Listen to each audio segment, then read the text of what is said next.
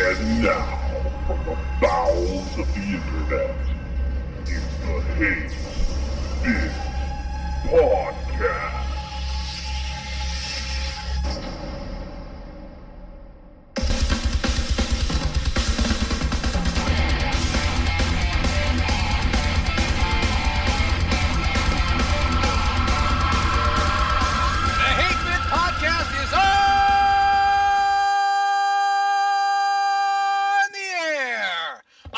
Yellkaos. Welcome to our show. With me, as always, is the ill-reputed Razor Fist. Let's drop trow and dig into this shit, god fucking speed. Yeah. The indestructible Alpha Omega Sin. If there's ever, trowel dropping, I'm there. I don't know what that implies, by the way, but I just want And to say the intercontinental paint-fighting champion, the unstoppable, sainted Magnus. I lost my hair. Can somebody find it? Yeah, I want to go real quick. I want to dedicate this entire podcast episode to his lovely locks being gone. And I said locks, by the way. Locks being gone. Yeah, if you locate his hair, please return it to the principal's office. You'll receive a free hall pass. And a Don Talking poster. Yeah, and a Don Dawkins poster. I thought it was going to be the poster of Garfield that they always give you. Read a book. Well, Garfield doesn't wear a wig. So Don Dawkins... You don't know that for a fact. What do you think that headband's I'm for? pretty sure John wore a wig, man. Look at that fucked up hair. Yeah, but on a side note, I'm not bothered anymore. I'm still the same old Sainted Magnus, just with less hair. And if anybody's got something to fucking say about me having no hair, please mail it to I don't give a fuck on Don't Give a Fuck Lane, England. Well, we appreciate you, Sainted Magnus, and we're sorry to hear about your hair. And I would like to apologize to anyone that tuned into my live webcast most recently on Friday, the whatever date it was. And I want to apologize to all of you because I know that you had to swim for some time when Sainted Magnus was busy crying a river over his hair. So, well, it had just happened. It was literally you got fresh, raw emotion. I know, but really, I mean, as soon as something tragic happens, you go right onto a webcast. Well, I did say I'd drop on to your web, and I do appreciate it. Don't think I don't. So just appreciate the fact that I took my time to come over, well, and even if I'm fucking crying like a emo bitch on a fucking anime game. Yeah, I went there. Yeah, I know, but Devil May Cry aside, we appreciate. Oh, we got Capcom stab #1. There we go. Blood now. Anyway, but hi-oh. You know what the best thing about hair? It grows back. So it does grow back. I'm gonna grow back. It's gonna grow back, and it's gonna be longer than ever. Yeah. Anyway, welcome to our show. Without wasting any time at all, which we've already done considerably, we're going right into the female bag. Placenta. Oh. It's Barbara Streisand. And we go directly into the mailbag, going to... Hold on. I have to interject here. Can we officially rename this the Colostomy bag? Can we do this? In fact, the second half we're going to call it the Colostomy bag. Will that make you feel better, Razor Fist? It will. That will placate me adequately. Continue. I've got an even better idea than that. Why don't we dedicate it to one of our female fans? Oh, well, I don't know. The both of them would have to stand in a line somewhere so we could join them. I think we've got more than that, trust me. I know we've got a fair few over here. Colostomy bag that badly? We've got a fair few female fans over here. We don't have any female fans. Yes, we do. No, trust me, we do. Oh, we do. Yes, I know. We don't. It's a podcast, not a dinner. Oh. Anyways. Those are bots. Anyway. Going right into the female bag, you can reach us at hatebitpodcast@gmail.com. And this one coming from Jadis Shamarai. And she says, first of all, I would like to say Alpha Omega Sin is sexy as hell. Razor Fist makes me laugh. In parentheses, she says that's a feat in and of itself. That's called Chaos, that's me, is fucking awesome. Well, I knew that. And the Sainted Magnus has such a sexy voice, he could talk about explosive diarrhea and still be hot. Now I have that out of my system. gamer girls versus sluts with controllers. Oh, this is gonna be fun. I hate seeing those fucking pictures of so-called, in quotations, gamer girls in glasses and biting or seductively holding onto a controller, and the system isn't even plugged in. Yeah. I don't know how many times I have come across another girl online playing Gears of War and wish I had a friendly fire option. Thoughts? What to you for makes for a formidable gamer? Well, Jada Samurai. I don't know. I'll have to get back to you on that. But what you can do is on a 3x5 card, if you could write down your measurements, your height and your weight, your eye color, your hair color, and also send me a Polaroid if they still have Polaroids in the part of the world where you are, and nude or otherwise, doesn't matter. And then I will get back to you at my No, earliest. no. It matters. It matters. It It's matters. gotta be nude. Okay, fact is, as the old saying goes, tits or get the fuck off. Oh, no. Come on now. Look, I completely actually You know concur the with her. feminists are going to boycott MagFest if we keep talking like this. Okay, how do you guys know that I was not talking to Chaos? Huh? See, you're all Oh. insinuating now. Oh, Chaos, I want you shirtless. Yeah. You want me shirtless?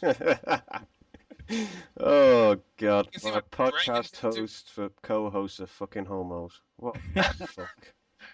Hey, no. Homo has nothing to do with it. Homo is a sexual thing. He just Yeah. likes pretty stuff. Oh god. Who Whoa, ever like- told you? Oh my god. Another man can appreciate the form and consistency of a pert man breast. Come on. Nothing That's a wrong. fine peck What? you got there. Adding an Yeah, ER, then it watch definitely. I completely Look okay. at To that. Oh my continue to God. actually answer this poor broad's question, let's just say yes. I completely concur with your sentiments on gamer whores.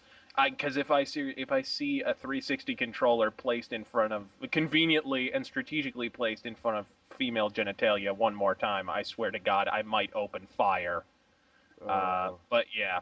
So I absolutely hate that fucking phenomenon. And you know what else I hate, especially being someone who's on YouTube, is that a girl could read the back of a video game box, and as long as she's wearing a low-cut top, she's instantly got 1 million subscribers on YouTube. Absolutely. That pisses me off. So, That's because it's 13-year-old boys who finally put down the fucking controller from playing Battlefield or Call of Duty, fapping furiously because apparently they can't find tits anywhere else on the internet. So, it's Do you pretty much realize whatever. you're making me very weary to buy used 360 controllers now? Dude, you should already be weary on buying used controllers, period. Oh, I am. I immediately dunk them in sulfuric acid, and whatever's left, I play with. oh god. My Well, opinion. Saint Magnus, what do you think? You didn't say anything. Well, I was waiting for you. He lot doesn't to have shut any the fuck opinions up. on women. Oh come on. Come on. Well, now that he's done impersonating one, he's ready to move on with his life. Oh. Yes. So anyway, my opinions on them are exactly the same. To be quite honest, as soon as you place a fucking controller in some fucking sexy broad's fucking hands, she's considered quotations a girl gamer. To be honest, a proper girl gamer actually knows what a fucking processor is inside a computer. They know the function of it. They know how to fucking work out the ins and outs of how to plan a effective strategy on a D&D Are you sure game. you're describing a woman? Yes. Are you sure? Well, I don't know. I think we've established. All right. I mean, maybe things must be different in Europe, man, because I don't know what the hell you're talking about. Trust me, there's some. Now, don't get me fucking wrong. girls out there. European people are sophisticated, and I understand that, so I should probably incorporate that when I consider these things. Yes, you should. Okay, well, I will. Well, good then. Well, don't please be- go on. don't be Please rude. continue. Please continue. Well, you lot seem to interrupt me and you don't let me finish off what I'm trying to fucking say. Well, So, continue. I need to put my size fucking 20 boots on just to get a fucking sentence out nowadays. Anyway, enough moaning. Girl gamers, they can fuck off to be honest. That's Damn, my they're- boy. Look at the acrimony coming out of Europe now. Look at Ga- that. And after Well, we had we'll call them good, gamer whores because gamer Yeah, girls. They're not even affected by the decline of the euro. I know. And after Here's the thing. after we had the good taste to chisel all the armpit hair off the Statue of Liberty. Look at that. God. Alright, I'm gonna give my 2 cents real quick on this entire gamer girl debacle. What the fuck ever. See, the thing is, there's a big fucking difference. Gamer girl, it's that's pretty much whatever. That's a fucking tag that chicks throw around, pretty much just get fucking attention. Any chick that plays video games and is worth their salt is just like, yeah, I'm a gamer. I play games. I fucking love video games, but they don't go out of their way to be like, I better smush my fucking tits together and shove a Wii remote into my cleavage. I hope guys like me now. Hee hee. And shit like that, it gets fucking old real quick. It's like, look, I'm not any more fucking impressed that you play Baldur's Gate Dark Alliance 2 with the fucking PlayStation controller set on vibrate between your fucking thighs. That's all fine and good for all the fucking camera happy people who want to jack off to you, but quite frankly, I could give a fuck. I think that was your $200, not your 200 cents. You laid Yeah, down sorry a about that. K. Hey, at the very least, I think it's a pretty sound opinion, man. It's just, there is a lot of bitches out there that'll do that just for attention, and it's fucking retarded. Well, don't forget, Alpha Omega I Sin is just always think- very thorough. Always very thorough. And one thing I could throw out there, there's a place You're not the one far with the from good where I than live. us. There's a place in Las Vegas, Nevada, called Insert Coins. Ah. It's a video lounge, and from what I can tell, I've never actually gone inside, but I've seen pictures, and this looks like one of the douchiest places I've ever seen in my life, with a thin, very thin gamer, skin over the top of it. And there's pictures like this that you're describing that come off of, their website of, whoever's, girls and with things in front of their tits. And the only suggestion I have for people like that, I find it mildly insulting, but the only suggestion that I could conjure up for them would be, you might want to go outside Nevada and find, I don't know, pretty girls. Anyway. That's what they call a pretty girl in Las Vegas, Nevada, as a tourist. That's very true. No, That's very that is true. about right, I'd say. That is about right. Oh, and for the most part, one thing that's kind of nice about the gamer girl thing we're talking about is most chicks I know that play video games a whole fucking bunch, every time they see a chick like that, the first things that they utter is, I'd beat the shit out of her. I'd beat her with that controller. I'd beat her with her own fucking leg. I'd rip it off and just go to fucking town. That's awesome. Have you noticed that half of these gamer whores are usually they're usually holding an Xbox 360 joypad? You ever thought that? Well, it's a larger controller. I don't know. Well, It it's also covers the up most it covers up more of their razor stubble on their vegu. Oh, I thought you were going to talk about stretch marks and bullet wounds. Yeah, I thought that as well. Anyway, But moving on. I mean, are you really making a point there, Sainted? Are you saying that more sexy women play Xbox 360? Because I'm not sure that's a selling point for the PS3. Well, let's just put it this way. Justine plays on an Xbox 360. That shows that fucking morons play on a Xbox. Oh. And this is the episode Welcome of to Fanboy Fanboy Wars that we're all Wars. gonna fucking love. Yeah, man, we totally. All right, Fanboy Wars round. I don't know, round 6 What? maybe. I don't know. It's Go. round 10 at the moment, isn't it? I know. Let's cool it down. Let's cool it Yeah, down. let's move on. Yeah, but in closing, I'd just like to say I'm going to start a movement right now. For those of you fine kids out there listening to our podcast, when you see one of those girls, whether in person or not, just whisper very quietly to yourself or to them, "Bitch, I would beat you to death with your shoe." No, not with a shoe. You snap the leg off and then beat them. Rip the leg off. Well, see, that's hard. That's fun. I've got, you know what? I think I can ameliorate this whole situation with the girls taking photos with controllers in front of their hoo-hoos. I think honestly, we should just remove the controllers. Then the girl's naked. We've got a nice picture of a naked lady. There's no controller involved at all. Everyone wins. Yes. That's what I'm saying. You are I bang agree. on. We should capture the behind the scenes before the stagehand brings her the controller. Is that what you're saying? Yeah, but Yes. I'm sorry to Sounds great. burst your bubble with this lovely idea that you've just had, but they already have something like that. Damn It's called a porn mag. Damn. They're usually found on the top shelf of a newsagent's. I have no clue what you're talking about. All my porn is on my TV screen or my laptop. I don't even know what the fuck a porn I mag. am never touching your laptop ever. So, what's this porn mag you speak of? Yeah, It's a failed first-person shooter on the PS3. Oh, that game, yeah, that one. Oh, I remember that. I'm pretty sure I used it as a coaster, but it's Oh wait, I forgot. 100 people online, and none of them are having fun. Oh, Oh, and if anybody's They're listening to trying this, their damnedest. no, they're not. They're lying to themselves. If anybody's listening to this and you're a big fan of Mag, all I can say is that sucks. I'm sorry that you're that committed to the purchase, but you could probably make them take it back with your fit. oh, Mag, somebody gave me a copy of that to try, and it says, "Oh, try this first-person shooter. It's fantastic online." You go on there, it's like standing in the middle of the Nevada desert with a gun in your hand. Nobody around. You're like, well, what do I shoot? I guess I can shoot this rock. Boring. That's Oh, Mag. hey, wait a minute. Uh-oh. I think there might be one individual complaining. We're off topic.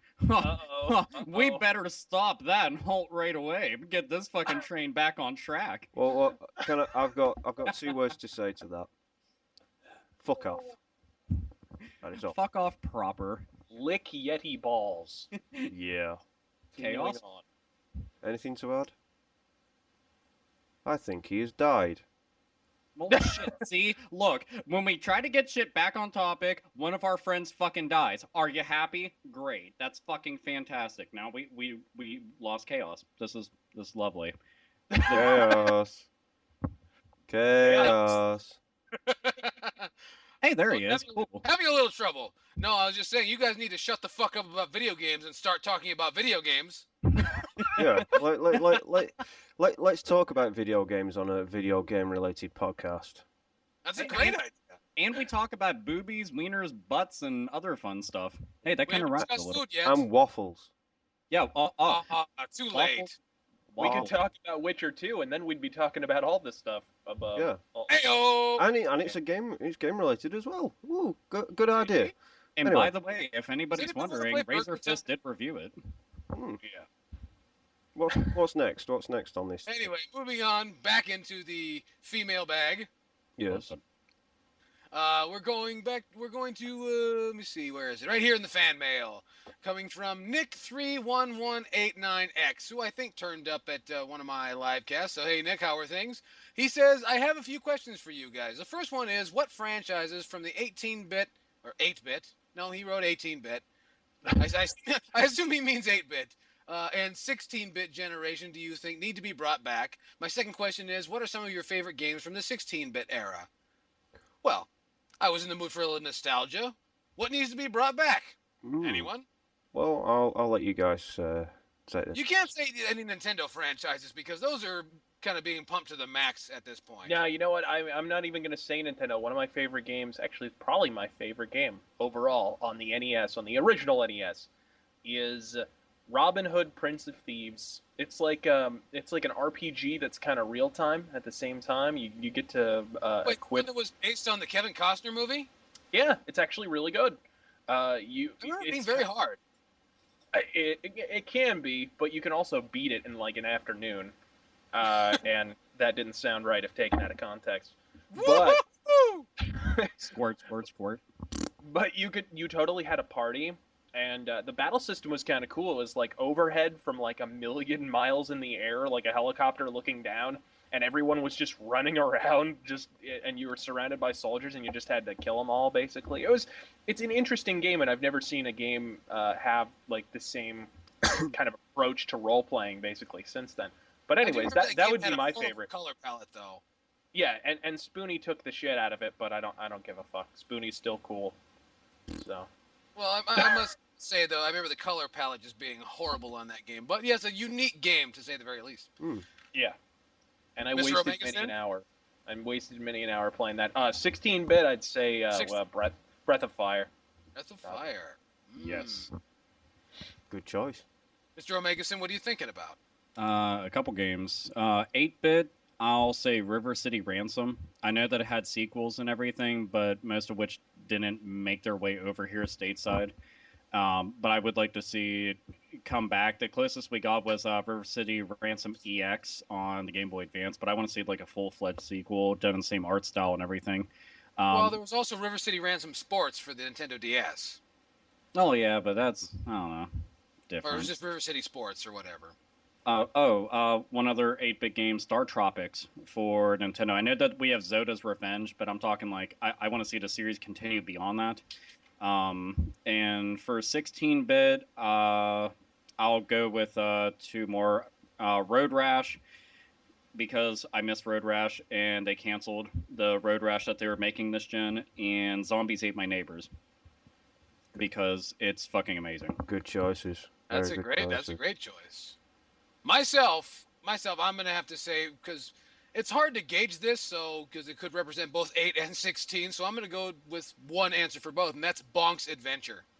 If you don't remember, Bonk's Adventure came out on 1989, I think, for the TurboGrafx 16. A fabulous game. It was actually further expanded and improved upon in the sequel Bonk's Revenge. So if we get another Bonk's Revenge game, I'll be a happy camper, I tell you.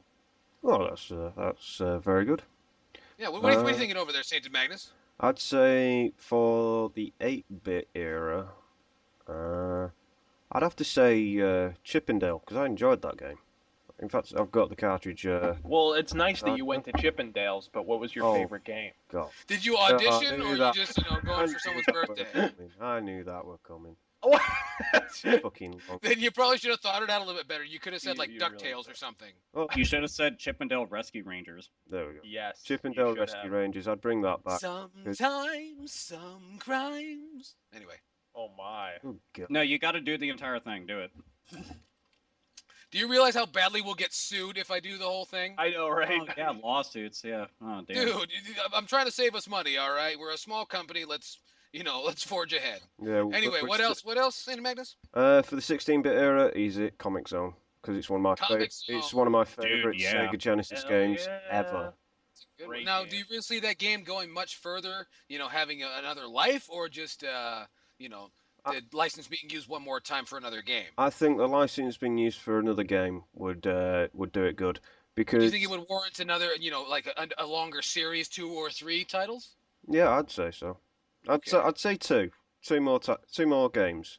Like maybe one's a remake and one's like a continuation of the story or something like that. I mean, hell, a remake. What's kind of insane is on PSN, I had gotten Comic Zone for free, and downloading it, on my TV, I was just like, wow, these graphics have aged really well.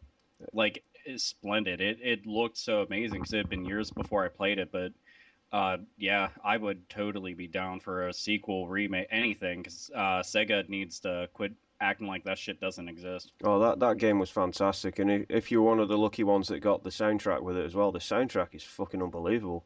I still put that in, still listen to it because I got it downloaded because my copy doesn't have the CD with it, unfortunately, but it is fantastic to listen to. The thing is, it's a clever game because it really is probably the most like a comic book out of most comic book games. I mean, granted, it's in a fucking title, so it's kind of a no-brainer, but still, a lot of other comic book games, they try to adapt it somewhat. Like 13 for PS2, Xbox, and GameCube came pretty close, but Comic Zone, no, that's the shit. And Oh, if yeah. anybody has not played any of the games that we've mentioned, please check them out. At least ROMs, for fuck's sake, because, I mean, those are free. So you won't be losing any dough if you don't like the game. And if you want a decent ROM website to go to emuparadise.me. There we go. Money Did they saved. pay you for that? I know, right? Yes. They did. I was gonna say, here, how about this? Or go to Cool ROM, or go to ROM Nation, or just type it into Google. I don't know how people can't find ROMs, because they're like, where do you go? I'm like, just type They're it in. everywhere. Yeah, like I can get ROMs on my fucking Android phone because they have fucking emulators on there. It's like, how are you not finding it? I just What do you type mean? in What do you whatever mean? game. What do you mean ROMs? You have to purchase cartridges from a licensed retailer. Yeah, It's- super. no. I surely will do that. Pieces of air from a licensed retailer. Right. You have to exchange currency for goods and services. Yes, even though the service was done 25 fucking years ago. Yeah. all these quotation marks and sarcasm. Goodness gracious. Wade through them. Just wade right through. On the 8-Bit podcast, no. That doesn't happen. We're only trying to save them some fucking money. Jesus Christ. It turns into a topical debate. Jesus. Sorry. Jesus I know. Christ of Latter-day Saints. Fucking Mormons. They came knocking on our door yesterday. They were saying, Did they vote for Mitt Romney? Is that what they said? yeah. Oh, No, we get Mormons and Jewish people knocking on our door saying, "Do you want to join our religion?" No. It's like, no, if we wanted, we'd come over. Anyway, Nick has a second question, which I'm not sure if I glanced over or not. He says, what are some of your favorite games from the 16-bit era? Everyone gets one. How come we just mentioned that? we already did that. We Yeah. did the 8 and We 16-bit. did that. You guys were talking about remakes, man. I was talking about a sequel. Oh. No, those two games actually did kind of crash into one, or those two questions rather. Yeah, they're like the same together. fucking thing. Well, So one per customer. right. one per customer, goddammit. Anyway, I've lost my place. I think Yellkaos has lost his mind. I think Alpha should come up with something. He's usually pretty quick at deciding what's his favourite game from the 16-bit era. I mean, there's way too fucking many. Because I was thinking about that. I was just like, damn, favorite game, and I can only pick one. Oh, shit on me. Wow, now I want to watch A Crow. Anyhow, so I guess I'll toss this one out there because I was literally just playing it, and it's Clock Tower on Super Nintendo. Oh. Really, really good game. For the longest time, I had no clue it even existed. And then I got a translated ROM of it, and I was like, fucking A, and played it. And it's really awesome. It's not, as scary as 1 and 2 are, but it's still a really good game. And to see it on the 16-bit system, that's just absolutely sweet. And they have reproduction carts of them floating around online if you look. So that's always handy dandy. Ooh. Okay, I'll name one, just one. Wait, he's fucking figured something. Oh, are you not done yet? God damn you! No, I'm just saying he's figured something out. I was celebrating. Oh, I see. What is your favorite 16-bit game, asshole? Well, just the one that sticks out for me is Saturday Night Slam Masters from Capcom for the Super Nintendo. Fuck yeah! That game was fucking epic. And it had the man. catchiest fucking music ever. Well, it's Capcom. I know. I mean, they got great music people over there. Capcom, man, in the 90s on the 16-bit era, hell, 8-bit era. Unstoppable. Yeah, they were just the fucking princes of 8-bit and 16-bit soundtracks. They had that locked down. Oh yeah. Yeah, random fact, even though all of us and many of you out there will take a big heaping fucking shit on Capcom for their current bullshit, there's no denying everything that they did back in the day made them a force to be absolutely fucking like scared of. They were monsters at making games and just music-wise, yeah. I mean, and if you need proof, pick up any fucking Mega Man game, any. Yeah, it's kind of like, and not to sidetrack the discussion too much, but it's kind of like Capcom in the 90s was so dominant that then when they kind of hit the wall in the early 2000s with shit like like Product Number 3 and like just games that they kept releasing that nobody wanted to play, and Mega Man Legends didn't sell that well, and all these games came out and just kind of bombed, and gradually I think they're just overcompensating basically now. They're trying to please too many people now because they're like, oh shit, we're not going to do that again. We're not going to sell two copies of our game. It's not that they're trying to please too many people. They're trying to please the Western audience, and they're trying to please the fucking like shooter fans because that's what's selling by the heaps and tons. That's what they want their fucking. Is it hand really in though? Keyboard. Yeah, man. Look at if you need proof, look at their current business model and look at the current franchises that they tote the most. Compare them, like what they were doing prior to that. Like, okay, look at Dead Rising, and then look at Dead Rising 2. Look at Lost Planet 1, then look at Lost Planet 2. Look at Resident Evil, then look at Resident Evil 4 and 5. Yeah, it's not like I'm sitting here being a fucking asshole about all those games because a lot of them have their good points and shit. But it's a fact that they're literally like, no, we need those fans there. They're spending all that cash, and we don't really care what anybody else fucking likes. We just want that money. Hand in a cookie jar, indeed. And then they released Vanquish. Oh god. That was What a Sega. piece of shit. Now, that was not trying to cater to a Western audience. I don't think anybody who played that game would say, boy, this feels like a Western game to me. Wait, That felt, Vanquish? yeah, that felt like an extremely Well, I was Japanese gonna say game. that's not Sega. Capcom. Yeah, Sega actually made that. That's not- right, it was Shinji Mikami. I'm sorry, I was the other way around. It was Shinji Mikami left Capcom and made... Yeah, sorry, I had Mikami on the brain. So, Oh, that's cool. Yeah. But anyways, That's a continuing rare on. illness that only comes out of Arizona. It's true. Mikami brain. Yeah, I know. Anyway, we got one more for the mailbag, and then we're gonna start our show. Comes from. Well, what about the rest of us? Oh well, I'm sorry, I didn't know. You didn't. sorry, No, you Madam didn't fucking ask. Everyone got. Well, you fine. You please go on. Yeah, I already mentioned my favourite game of the 16-bit era, and that was actually Comic Zone. Right. Because we already discussed it, so that's my choice. Fabulous. Thank you for interrupting to say that you had nothing to say. We appreciate it. Well, It's called fair use. It's the Oh well, temper. and we appreciate that. Yeah. The temper got it better. His temper is as short as his hair now. So Alright. he had... Well, that's true. That's true. So the That's hair is true. more of a blessing than. So yeah. So if you ever run into Sainted Magnus anywhere out and about, be careful when you say hello, because you might say, "Hi, I'm fucking Sainted Magnus." No, And no, then he will start peeing on you immediately. no, they'll be peeing their pants when I've punched them in the face, and they're lying in a puddle of bone and teeth and blood. That's and not going to whatever be else. pee, my friend. I assure you. Anyway, are we done with this one? Can we move on to our next letter? Well, if Yes, you want to. please. All right, this next one comes from, once again, in our Gmail box, and it comes from Will Gates. And Will Gates says, what do you guys think, and this is a very dangerous question, but what do you guys think of pre-Phil Anselmo Pantera? An early thank you to you guys if you answer my question. Keep up the great work on the podcast and your individual channels, and if you start to suck for whatever reason, may someone's God have mercy on your souls.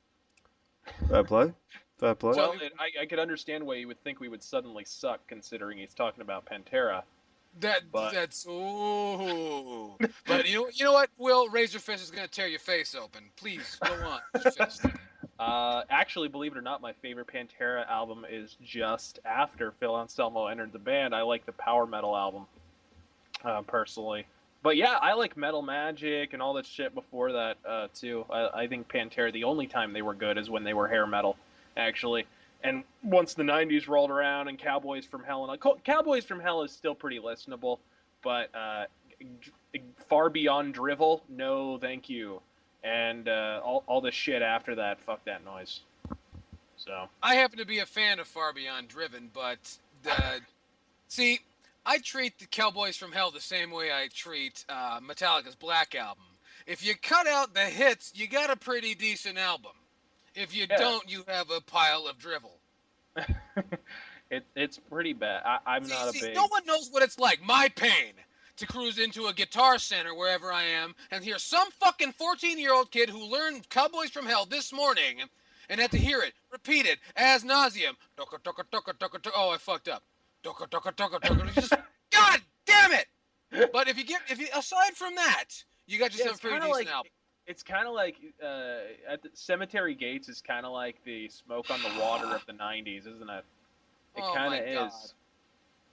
As a side note to all radio stations, Walk and Cowboys from Hell are not their only songs. Just yeah, my friend's brother. Radio station that's played Walk?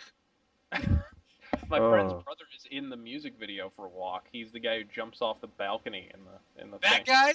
Yeah, that guy. I remember that. He's actually in that. But All anyway. right, next time I see that video, I'm gonna say, I know a guy who knows a guy who knows that guy. He was in that. Yeah, he was in that. I mean, yeah, we're good friends. I mean, I almost talked to him, sort of. Yesterday. Yeah, you know that video that hasn't had TV play in years. Honestly, I do remember. Yeah, he had the fucking flannel around his waist. I know what you're talking about. Yeah. Anyway, well, that was our Pantera talk. Is everyone else nostalgic about Pantera? No. me. Well, I then am. have at it. I have plenty of opinions, but first, every fucking video that you watch, and I already know Razorfist won't have anything nice to say about this, but still, Since when if has he ever had anything nice to say? he does when just not things at he's Christmas, feeling up okay? to it. But I have a fucking necklace that I wear, has a razor blade on it. Why made it the day Dimebag actually got offed? I felt really bad because he's a genuinely nice guy. I've met him multiple times. Great fucking dude. Just sucks that he went the way that he did. As for their hair metal stuff, admittedly, when I was younger, I didn't have an appreciation for it. Now I do. I do dig all that stuff, but I prefer all the stuff I grew up listening to. And I still say Great Southern Trendkill's probably my favorite album from them. It was just really good with songs like The Great Southern Trendkill and fucking Suicide Note Part 2. I like those songs a lot. They're just fucking bitching. So yeah, that's me. La la la la la. Look, Jesus. A lot of it has to do with Pantera's fan base. I hate that so many of these kids are impressed by Fag and Cellblow swinging a 10-pound sledgehammer in the 7 vulgar videos from hell fucking VHS and shit. But anyways, I like Power. I actually think they kind of sucked when they started to get all, well, just groove metal, basically. I hate groove metal. I do. I don't like Lamb of God. You didn't like Saigon Kick? Nope. Aww. I don't like any of that. I just think the 90s really blew dick. The With a 90s, few the notable 90s were awful. Well, we've been living there for 30 years now. And if we could just leave the 90s, it wouldn't be such a problem. Well, Things might be okay. There's a reason for that, and that's because from 2000 forward is what we're going on fucking 2 decades of an identity crisis. So yeah, At totally. least. But anyway, those are our thoughts on Pantera. And if you have any questions of any kind for the Hate Bit Podcast, please feel free to drop us a line at hatebitpodcast@gmail.com or check us out on Facebook, facebook.com/hatebitpodcast. And or drop us a line here on this channel because we're here on YouTube and we love you, you YouTubey people. So let us know what you think. Anyway, we're on with our show. Our first piece of news, we're talking about the Wii U price point rumors.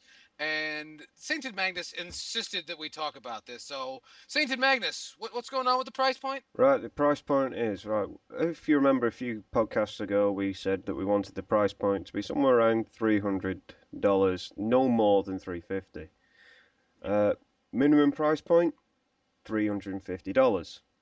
Hey! Maximum price point, $450. Oh, that's Ain't not gonna good. ain't That's- gonna happen. That's not good. That's it will be DOA. I guarantee it. That would be Just dead like- on arrival. And that will is be bad. Nintendo's. Now, is that a rumor or is that officially announced? As far as we know, it's a rumor at the moment, but Okay. as we know, Us, like anybody else, has nothing until after E3, but we can dream, can't we? but there's E3 is literally a week away, so we're like watching with bated breath and hoping that it's like $300 because Here's the thing. they're not a going to lot- sell anything unless it's that price point. See, when E3 is like right around the corner, a lot of times tons of shit gets lit out of the bag. I mean, like actual facts, and it happens every fucking year. Same thing with Tokyo Game Show. Anytime that it's coming, you'll hear the news, and a lot of times it turns out to be true. This kind of thing, I mean, anybody can go and say the numbers, but I'll tell you this much. Plain fucking fact. All they have to do is look at what happened with PS3 when it launched at a high price point. Not as high of a price point, but still, it launched at a high price point and it was floundering the entire time until they dropped the fucking price. They should have learned their lesson with the 3DS. If they try bringing it at that much, yeah, they're fucked and then some. They're just being fucking greedy. That's the thing. If they set the price right, they can be the hero of this Christmas season or, holiday, whatever you want to call it. If they set it wrong, they will be the laughing stock of the holiday season. Oh, yeah. Dude, This this is a slippery slope. There's one way around it, though. I'll tell you this much. If they brought it out at $450, I'll accept that off of just one thing, and that's if their fucking price tag for games is like $20. And that's the truth. You wouldn't buy it if it were $599 US, $599 US, $599 US. trying to traumatize our audience with those shenanigans from Sony and their crazy PS3. Yeah. That was a bad day. I guarantee when he was on stage, he was like, "I'm not even sweating bullets. I'm sweating just. I think I'm shitting my pants right now, folks. I can't say these numbers again. I think there's a red dot on my head. This is not good. I'm screwed." The silence in the room after he announced that price. Oh, was no. Dude, the epic. chuckles that ensued, like he's joking, right? He's not. Oh my god, really? Well, here, let's get to the stocks and see if they dropped already.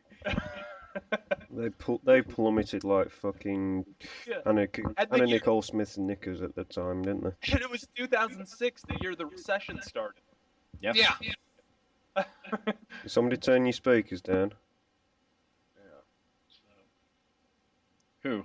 Somebody's speakers. Somebody's. That's better. I don't hear any speakers. Yeah, I don't either. Right, we're Please fine tell me then. you're going to cut this out of the podcast. Yes. Yeah, because I was gonna say this part's fucking retarded. Go. Keep going. Going, like the Energizer Bunny. Anyhow, but no, Nintendo can learn a lot just from, I mean, their own history and, you know, other people's history. I mean, Neo Geo, where did it go when it brought a console to the market? Nowhere. Why? High price point. The 3DO, where did it go? Nowhere. Why? High price point. Okay, you know, the 3DS came in, high price point. The Vita is fucking failing. Why? High price point. Oh, and the Well, lack yeah, of games. you live in a country whose fucking wages have kind of flatlined for the last 30 years. Meanwhile, the money continues to depreciate year after year. That kind of happens. Oh, I mean, it does, but you know, this is all entertainment stuff that we're talking about. If they charge too much for it, somebody will go elsewhere for cheaper entertainment as an alternative. So they can't That's fuck the up. thing. Well, we Well, can solve that whole problem now. Oh yeah, why all digital distribution? No. What they can, Because what apparently, people can apparently do. what's being touted is that's the answer. That's going to solve everybody's problem. Yeah, but no, I'm just trying to say there is one thing they could actually do to solve all of these problems, What's that? Jesus. and that Sorry. no, we're not religious on this podcast. Well, some of us might be. But this podcast is a religion. Yes, exactly. And I'm the high priest. Oh. Right. Anyway, No, they could just go outside and start playing with rocks. they could. There's could. that. You know, I like throwing rocks at moving cars, and then the drivers come jumping out and going, "Oh yeah, bastard!" Oh, I don't know. Playing an original Xbox with the original Xbox controllers, kind of like playing with rocks. Yeah, it is. So I was playing on the Xbox 360, and then With a fucking doorstop in your lap. yeah, and then the Xbox 360 decides to go, "I give up working," and starts I flashing. thought it was Darth Vader's helmet Oh, But or his could chest plate. Anyway, yeah, I can't even fathom that prospect. $450 American dollars. I mean, think about it. Take yourself way back to the Neo Geo. The Neo Geo, I'm pretty sure launched for, what was it? Alpha was in like $699 or something like that. Yeah, I'm pretty sure it was 700 exactly. Jesus Yeah. fuck. $699. Now, that's 1994 money. Okay, think of how much $700 is today, right? it's not a lot. It's not a lot of money if you think about it today, Right. Now, because it doesn't get you very far at all. according to westegg.com/inflation calculator, according to them, $700 in 1993 was, get this, $1,042.72. Sweet. Wow. Wow. So allow that to sink in for a second. Oh, and keep in mind when we say Neo Geo, we're talking about the AES system, Yeah. their big Now, cartridge mind you, machine. Now, mind you, for instance, to be fair, the Neo Geo was actual arcade components. What was inside, it was a very modularized version, but almost identical to what was available inside the Neo Geo MVS cabinets, the big red arcade machines. So that was understandable. That was expensive technology. But the technology inside these modern consoles is not quite that expensive because it's manufactured in China for very cheap, And the Yep. price point is just to protect profit, or what they call profit insurance, something or other. And lost my place totally there. I'm terribly sorry. And you know, so there's that. I understand that, but you know, the point is that was back then, and some people bought those. Don't forget that some people did in Ooh. fact buy the Neo Geos. A good amount of them. Not as many as I guess they expected to sell. They bought them and played them on their fucking yacht. Yeah. But they got them on their custom made RV with the pool table in it. They sat on their gold-plated shitter, fucking wiping their ass with sheets of silk while playing this fucking thing. And they also ordered dolphin that day as the appetizer. No, they had beluga whale bacon. Oh yeah. And then they only ate half and said, "This tastes like shit. Get this the fuck away from me." Yeah. What is this? This tastes like fish. I'll not have it on my yacht. If you're gonna buy a fucking Neo Geo, why not have it installed in your fucking car that runs on unicorn tears? No, the other they could do, they could flush it down their toilet that actually flushes Pierre Mignon. All I'm saying. Oh. No, But anyway. the price point of the Wii U, it's if that's the fucking actual price, then there's something drastically wrong with Nintendo. Yeah, There's actually one reason why this could honestly be true, and I think a lot of people listening, I think you guys even can fucking imagine this, is that Nintendo kind of painted themselves into a corner with the controller. The controller is not going to be something you can easily manufacture for cheap right now. Yeah. So That's the not fact what that I understand that it's actually quite cost-effective technology. At least it was in its prototype state. yeah, but you have to think about this. Compared to what it would cost them to make a regular controller, and then you also have to take into account, in addition to, even if the controller doesn't cost an arm and a leg, it's just maybe a couple fingers off a hand, they still have to manufacture the console itself and put that in there. That's going to cost leaps and bounds by comparison to the GameCube and the Wii. Well, I think the other mistake that's being made here is that the new console, the Wii U, does not look drastically different from the previous console, so it's going to cause a lot of consumer confusion here too. Well, the name alone is causing a lot of confusion because a lot of people are just thinking, like, is that just like a regular Wii? Because, I mean, we had Xbox 360 and then, like, the Pro version, then PS3, then PS3 Slim. So people might be thinking, oh, I'm just buying a Wii, but a little bit different, a little bit better, maybe? Well, I think there was also some confusion with the Super Nintendo as well. I don't think parents quite understood that, Super Nintendo, well, what's that? What game is that? Oh, no.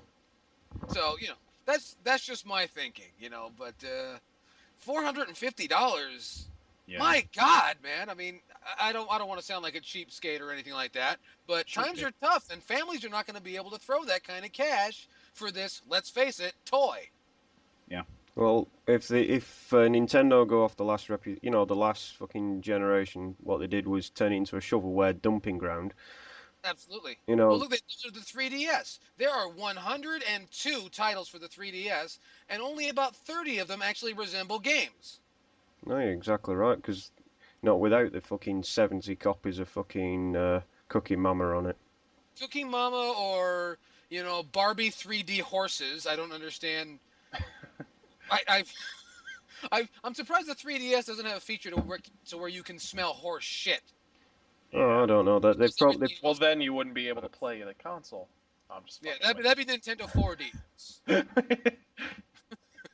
would have smell-o-vision. But in my honest opinion, that's too much money, and that's just not coming from me, because I'm one of the few grown-ass men, who should be buying it for his kids, but is in fact buying it for himself. And that's a lot of money, man. Especially what with fuel prices and so on. We're getting into an economics discussion. Overall, $450. I'm not going for it. $349. We can talk. Maybe if they bundled a fucking game with it, then. If they bundle the game with it, $350, definitely. Then then we're in business. We're talking. If they got Super Mario 4 or whatever, just something. God damn it. Exactly. Anyway, moving on. See, we're ending segments with "God damn it." What's going on? It sounds like we're being hateful or something. Oh no. I know, Anyway, it's almost like a hate bit podcast of some sort. yeah, no kidding, right? Breaking news: something going on at Studio 38 with the Kingdoms of Amalur layoffs, massive layoffs, along with layoffs at BioWare, having to do with the Old Republic MMO. For coverage, we turn to Razor Fist. Yeah, well, I don't know. Did anybody else here play Kingdoms of Amalur? I played the demo and I wasn't exactly blown away. To me, it was like the President Obama of the game industry. It basically overpromised and underdelivered. And as a baseball fan, I love Kurt Schilling. It's his studio. I mean, he won my Arizona Diamondbacks their first World Series, but let's be real here. Did they need to take out a multi-million-dollar loan from the state of Rhode Island to pay for this fucking game? Have you seen baseball players' salaries? Kurt Schilling could have funded that game with his spare fucking pocket lint. And now an entire studio is out of work because he didn't. And Rhode Island taxpayers, with their already bloated quasi-socialist infrastructure, get to pay off that multi-million-dollar burden through fucking taxes. 3 cheers for government bureaucracy. Oh, I mean, Jesus fucking Christ. Like I said, I love Kurt Schilling, but what the fuck did he do here? These people have to pay for a bad game now. Yeah, if I might interject for a second, though, something that, as you fine folks know, we have a lot of talking that goes on before the Hate Bit podcast, and something that's really been just weighing on my mind the entire time, and I was waiting for Razorfist to get to this point. But what business does the state of Rhode Island have giving out loans, much less to fucking assholes who are going to make a fucking video game? Yeah, a bad one. Did they really? I mean, there must have been massive, interest to be made here if that's the case, because that seems. I mean, I'm a gamer myself, a fan of games. I know that games are profitable, and even to me, that sounds risky. And as an aside, Kingdoms of Amalur, as a result of 38 Studios' closure, will not receive the official patch to fix all the shit that's wrong with the game. Which really, at this point, is like trying to plug the hole in the Titanic by using a tuft of Kate Winslet's pubic hair. But really, guys, I mean, it's because that game is broken beyond fucking belief. It's just a reskinned Fable, in my opinion.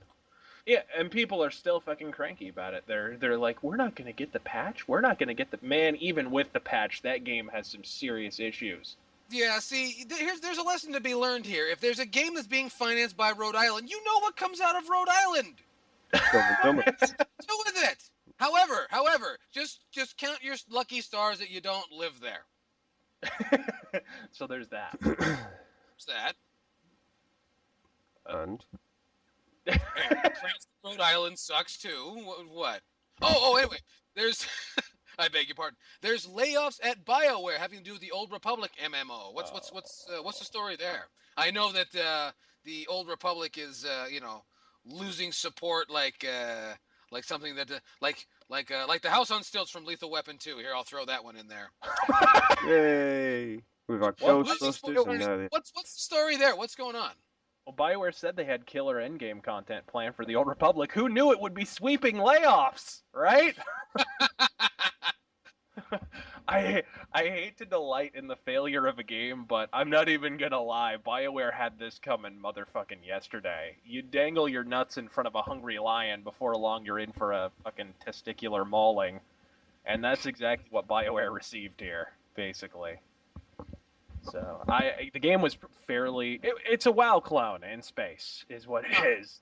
And they were convinced it was going to cure cancer. But really, at the end of the day, they spent a lot of money. Rumors, they refused to confirm the actual figure. But we know now that it is over $300 million and less than $500 million for the development of this game.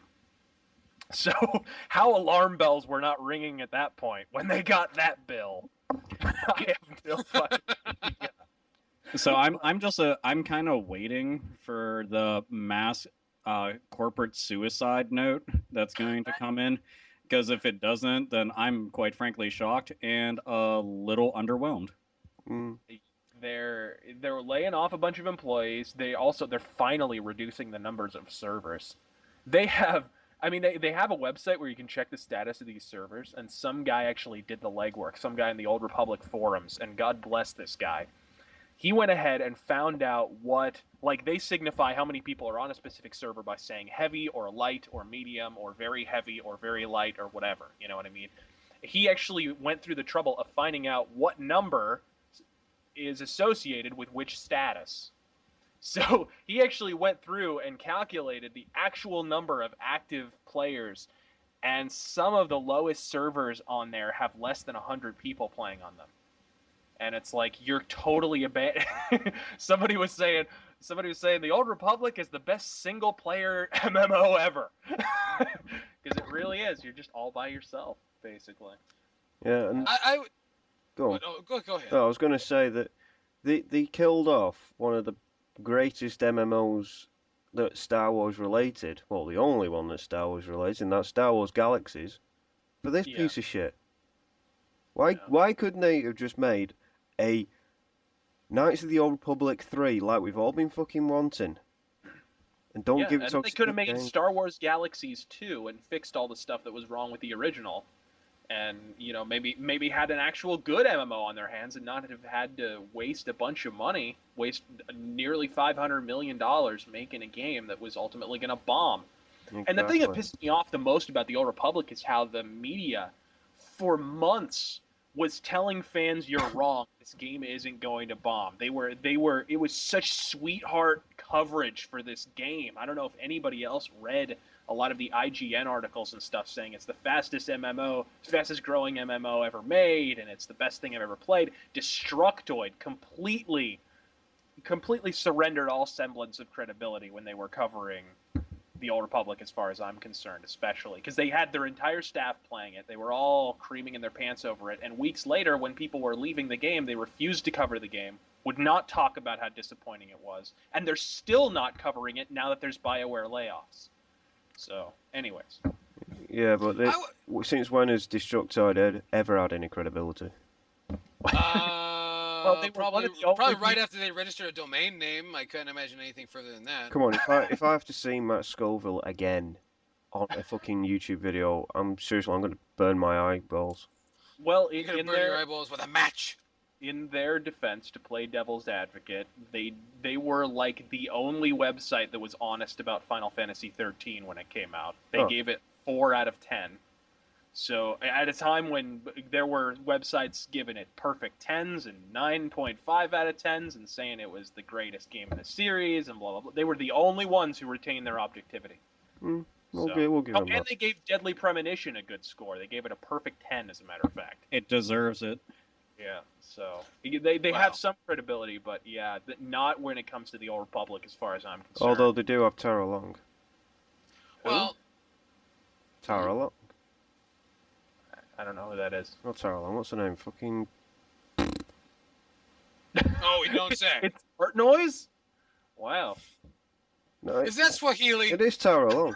Swahili again. Here we go.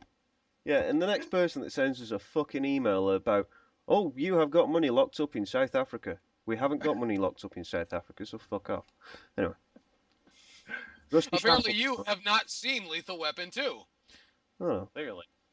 I've seen it. Anyway, but before we move on, I want to clarify something that I think might be on topic. I would like to address those fine folks that think that I'm being paranoid about the impending video game collapse. Yeah, I don't know. Read the story yourself and then suck on it. Anyway, moving into halftime. Anyway, we don't have music for halftime because we're poor.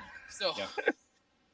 Anyway, good discussion. I'm really enjoying that. So welcome to halftime, and we're gonna dive into the the colostomy bag. Thank you. The hate with colostomy bag full of caca poo poo. This one comes from user Deus Ex Machina, which is a fabulous name, and he says, "Howdy there." Howdy. He says, I've been a fan for a short while. Well, that's funny. We've been a podcast for a short while. What a coincidence. He says, but I know when something is worth my time. So consider yourselves on my top 2 watch list. Thank you. Thank you, I guess, sure. We should be on your top 1. Right? Right. We should be on your top experience list. You should invite us to your house and give us free reign of your refrigerator and daughters. But anyway. In any case, he says, I had a question for you, magnificent quadruplet of I think you mean quartet of horsemen. Oh, okay. Yes, we are Anyway, the four horsemen of the gaming apocalypse, apparently. well, it's coming. Sorry. It's coming. Anyway, he says today's quote RPGs are little more than hack and slash games with stats and sometimes skill trees, and very little quote role playing in the middle.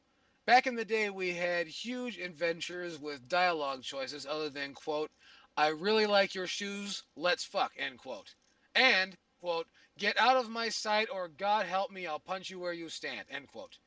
We know why, because reading and thinking doesn't go well with the average consumer and goes strictly against their gun porn laws. In parentheses, he writes, namely number 26, thou shalt not play a game without copious amounts of bullets in it. So my question is this, finally, could you think of a way to make a good, deep, engrossing role-playing game appeal to today's average gamer? I That's the think, says, honestly, I don't. there's a hard mode. He says it can't have automatic rifles. Thank you for your time. Keep rocking on. So we can answer in standard mode or in hard mode. Well, since I'm going to go the easy way out, I'm just going to say automatic rifles. I think really it doesn't. I don't think games nowadays. I don't think the type of game matters as much as how it's marketed. Like if you look at Deus Ex: Human Revolution, that's a very classic kind of PC, like late '90s, early 2000s kind of PC title, like Thief or System Shock or whatever. It's very much in that vein of like the Half-Lives and so forth. But because it was marketed really well and had great advertisements, even random frat guys who didn't know anything about the Deus Ex series and would never consciously pick up a game like that went out and bought it, and it sold several million copies. So that's cool. That's awesome. It really, you can make the most cerebral game in the world, and at the end of the day, if you market it correctly, it's gonna sell, as far as I'm concerned. But And that's it was just- fucking beautiful as well. Oh yeah. What? Oh yeah. That also helped. The fact that the game. There was almost a fight there. What?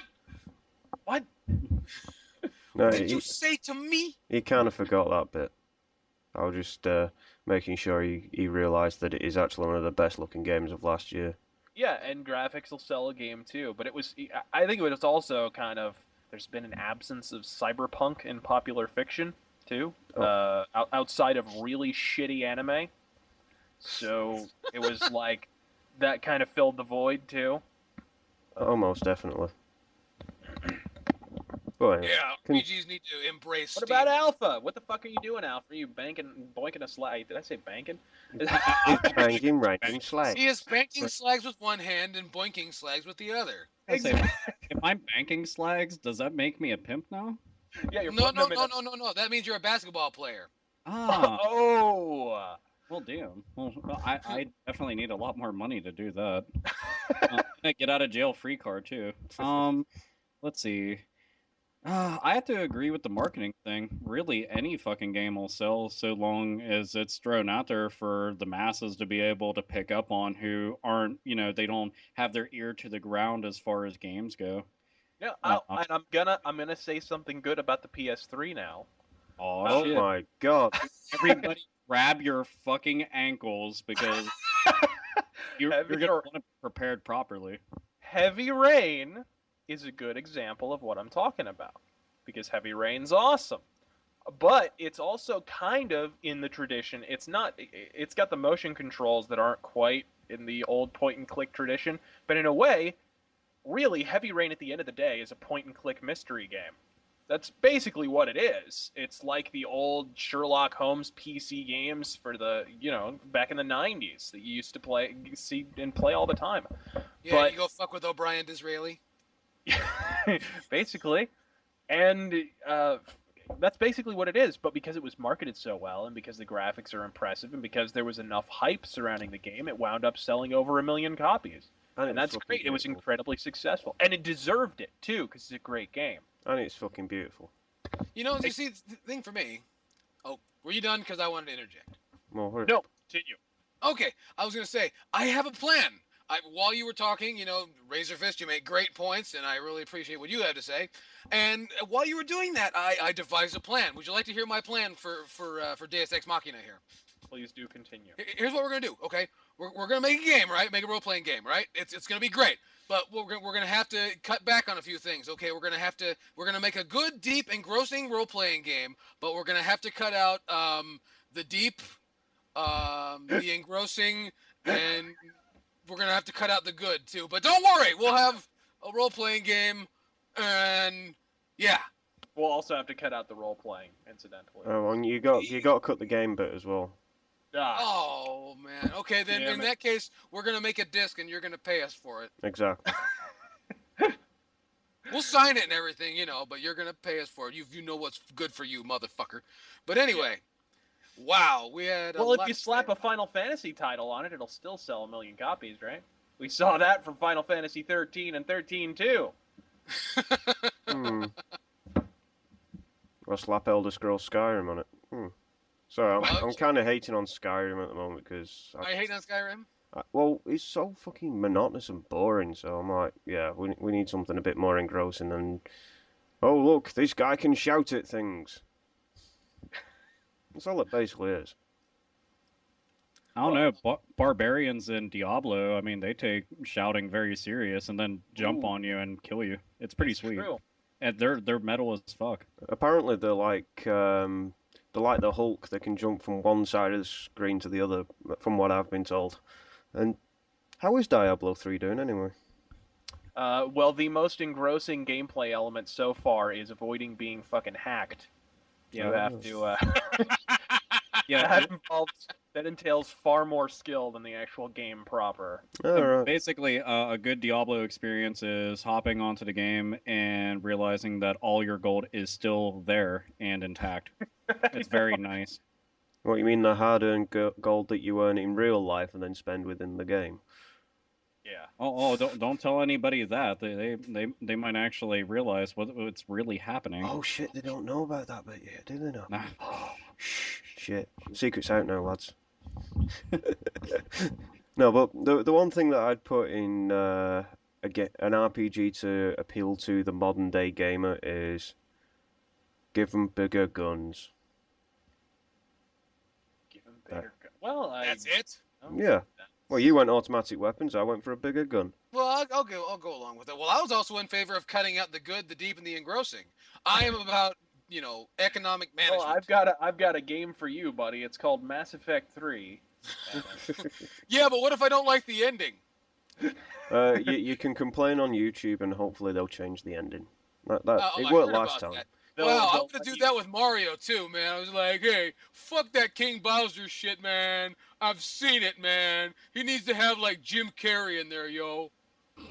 I'll tell you what, Mario must be one evil bastard because he goes out into King Koopa's castles, throws his kids in fucking lava, and then says, oh, he eats mushrooms, so he's fucking tripping his tits off when he's seeing stars. He jumps on all these other mushrooms and all these turtle shells. So he's, basically, Peter's gonna have a fucking field day with him. Well, yeah, I mean, think about this. They I bet already have. Oh yeah, they did. Apparently, skins Mario Tanuki. must be a real evil fuck. I swear to you, because check this out, man. This dude, like, he's jumping over barrels throughout the early 80s trying to get at his girlfriend who's being held by this fucking monkey, right? And then he finally wins, But then he gets the monkey, puts him in a fucking cage, Yeah. And And then, who would have known he was evil too? I mean, because at the end of every single game, they always present him in front of Mushroom Kingdom, and he's standing on the balcony in front of an adoring throng. And whenever an Italian guy gets on top of a balcony in front of an adoring throng, it always ends well. It always. And dig this. So like, so then that all happens, right? And then he gets thwarted by the monkey's kid or something. And then some time goes by. No one talks about it again for a long time. And then next thing you know, many years later, the monkey and the plumber go into business together, right? And they have to save the reputation of a once great company, and they've been doing it ever. So they give Donkey Kong his own country to shut him up. They even give him a kid who has a racing circuit. I mean, this sounds like some sort of an appeasement. I think we should stop talking about this right now. Well, we I was keep. gonna say if we're gonna talk about Donkey Kong, the only thing we can't technically bring up is anything having to do with those bongo drums. So Oh. yeah, The kind of bongo- just want to sweep that under a carpet and I don't know, maybe roll it down a hill on fire. That might be good. Yeah. You know, it sounded like in the background there we had Hawk from the Legion of Doom. What a rush.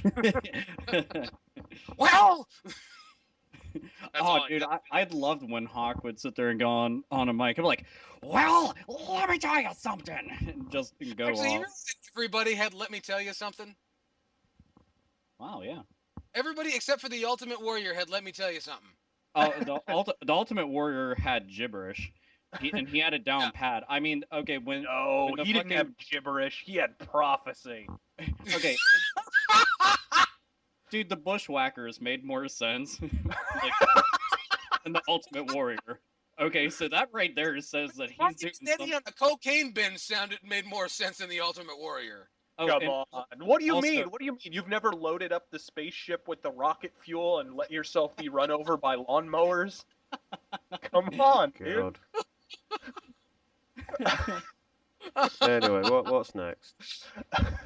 You're not down for Ultimate Warrior talk, I see. We had to recover from that, man. It was a bit before my time when I watched wrestling. Oh, well, let me tell you something. The Ultimate Warrior, man. Okay, I'm gonna tell you. He's got E, A, and Z, and A is pronounced ha, and Z is pronounced. So if you get that down, you just fill in the middle and something about his little warriors, which had nothing to do with Hulkamaniacs at all, and no. no, completely unrelated. Completely. I mean, we know the Ultimate Warrior was a much bigger market franchise than the Hulkamania could ever have been. Even though, you know, Vince McMahon essentially not naming his company after it, but that's another story for another time. Hey, while we're talking about just random things before we move on to the next piece of mail, I want to talk about the Classic Gaming Expo in Las Vegas, Nevada. Why is nobody talking about this? I'm sure they fucking paid you to promote that damn show. Dude, Yeah, I'll tell you seriously. why I'm not talking about it, because I live in fucking Pittsburgh on the complete Yeah. other side of the Yeah, country. People talk about And E3, I which live is on the other side of the world. planet from you. People Yeah. talk about MagFest, which is in Washington D.C. on the other side of the country from me. Oh yeah. But apparently this is a sizable offering, and there's not a whole lot of coverage. And I want to know why I had to search and find it. Because you It should have have been- nothing better to do in your life. Because gaming expos are going away. Didn't we cover this in the last episode? Yeah, I'm sure we did as well. E3. Yeah. Well, see, that's not an expo or a convention. That's a fucking. It's a that trade is show. 75% enriched fucking advertising smorgasbord. Unfortunately, they use the end so it'll jam right in your ass. A little less painful than if it had been a blunt instrument. Yeah. But anyway, they got the Classic Gaming Expo going on at the Plaza Hotel Casino, Las Vegas, Nevada, August 11th and 12th, 2012. But why is I've only found this out because I'm a creeper and sometimes I read comments. I watch the Game Chasers every now and again, and I kind of go through their little things. And there's been some banter back and forth about they're going to Las Vegas, but nothing directly. I'm like, there must be a gaming thing, and so I searched gaming Las Vegas, and I got a whole bunch of stuff for casinos and all that sort of thing. They're And I going said, to nick all your good deals, you know. I beg your pardon? That's what the game chasers are going for. They're going to nick all your games. Elbows. Oh, well, I haven't announced it yet, dickhead. All right, since the Saint Magnus let it out of the bag, Yellkaos, I will be representing the Hate Bit podcast at the Classic Gaming Expo. So if you see me, say hello. I won't have horns on though. I'll punch him in the face for me. You can punch me in the face, but be advised that Nevada is an open carry state. Anyway, what was I saying?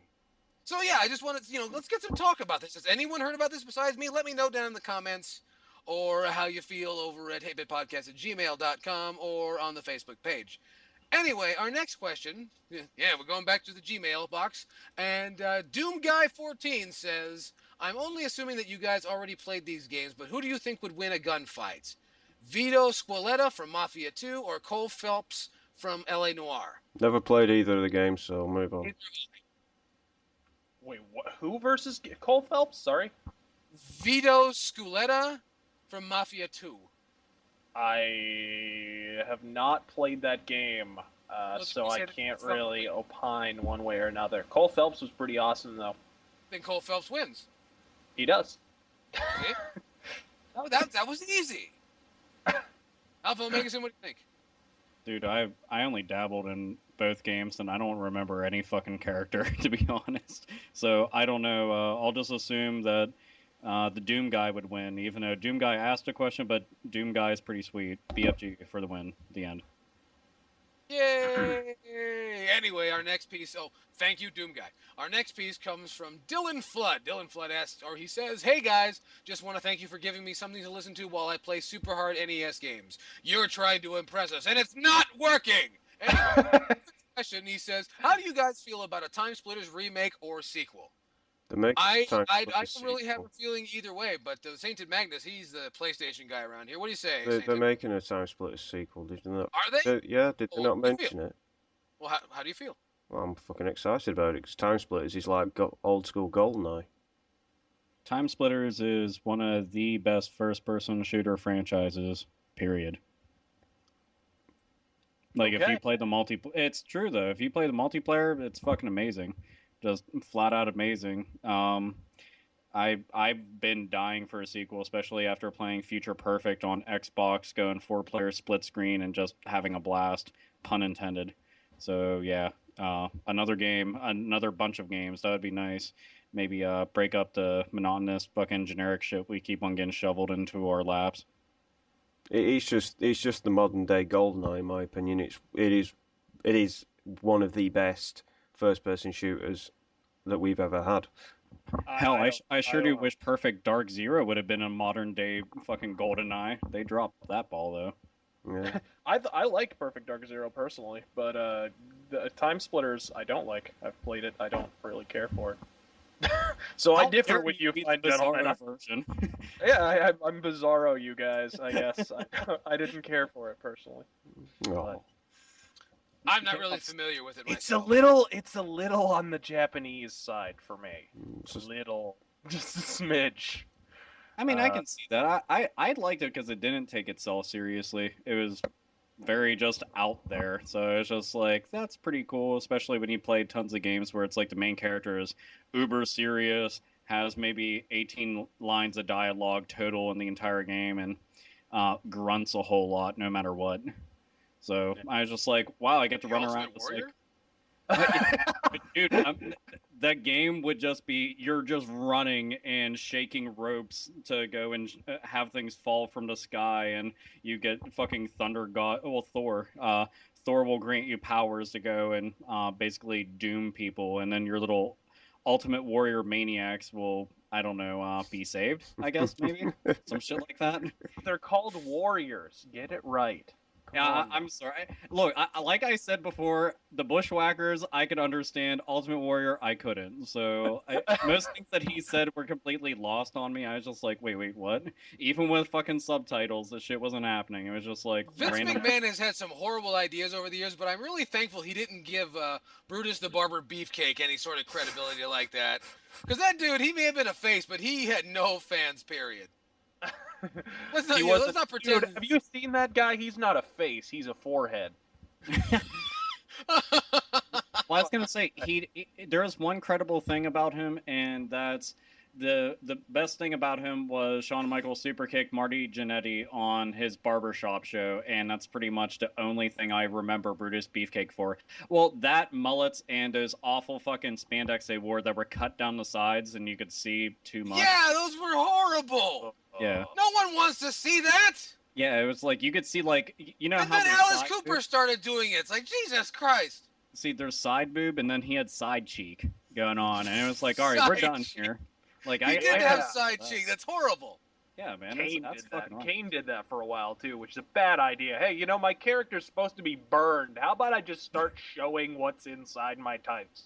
Yeah, the fact that Kane was supposed to be burnt, and then he didn't. He just wore the pants after a while, and it was like, look how burnt I am. I'm just wait. Isaac Yankem did not get burnt, folks. It didn't happen.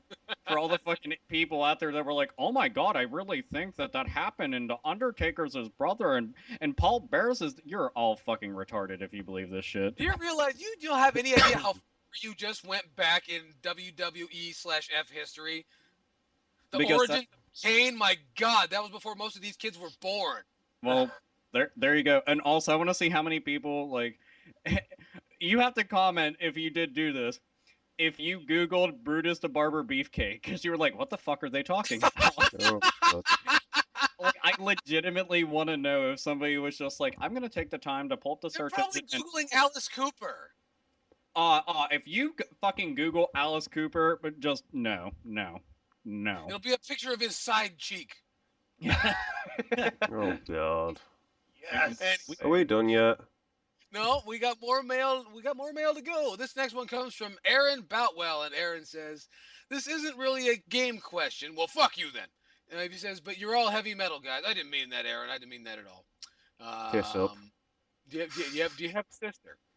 Anyway, um, what person/band do you think has the biggest effect on the genre? He means heavy metal. My vote is for Alice Cooper. To the best of my knowledge, he is the guy who added horror elements to the genre and a fair bit of showmanship, among other things. What do you think? Well, I'm going to tell you what I think right now.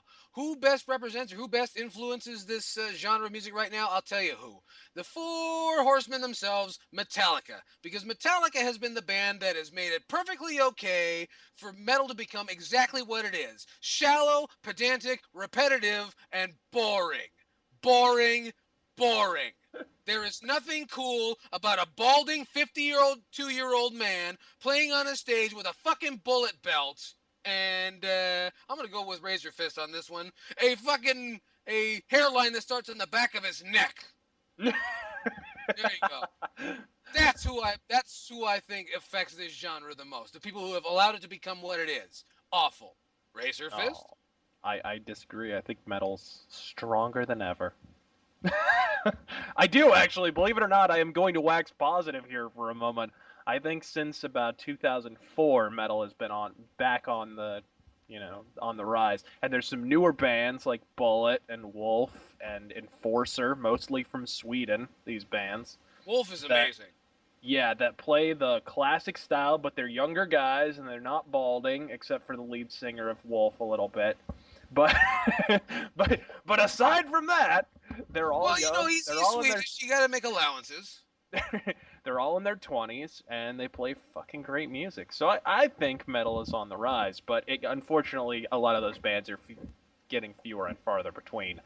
And there's a lot of focus on shitty, mellow death and I'm not arguing that point. But what I am saying is that the vast majority of it is a bunch of cookie cutter bullshit and a bunch of tribute bands. yeah. And I don't understand. There's the rise of new metal.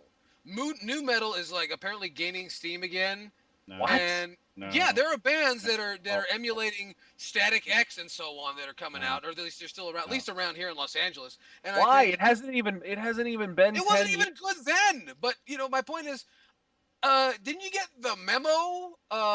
You're fags and no one wants to hear from you. You go stand in line with Days of the New to wait for your comeback chance.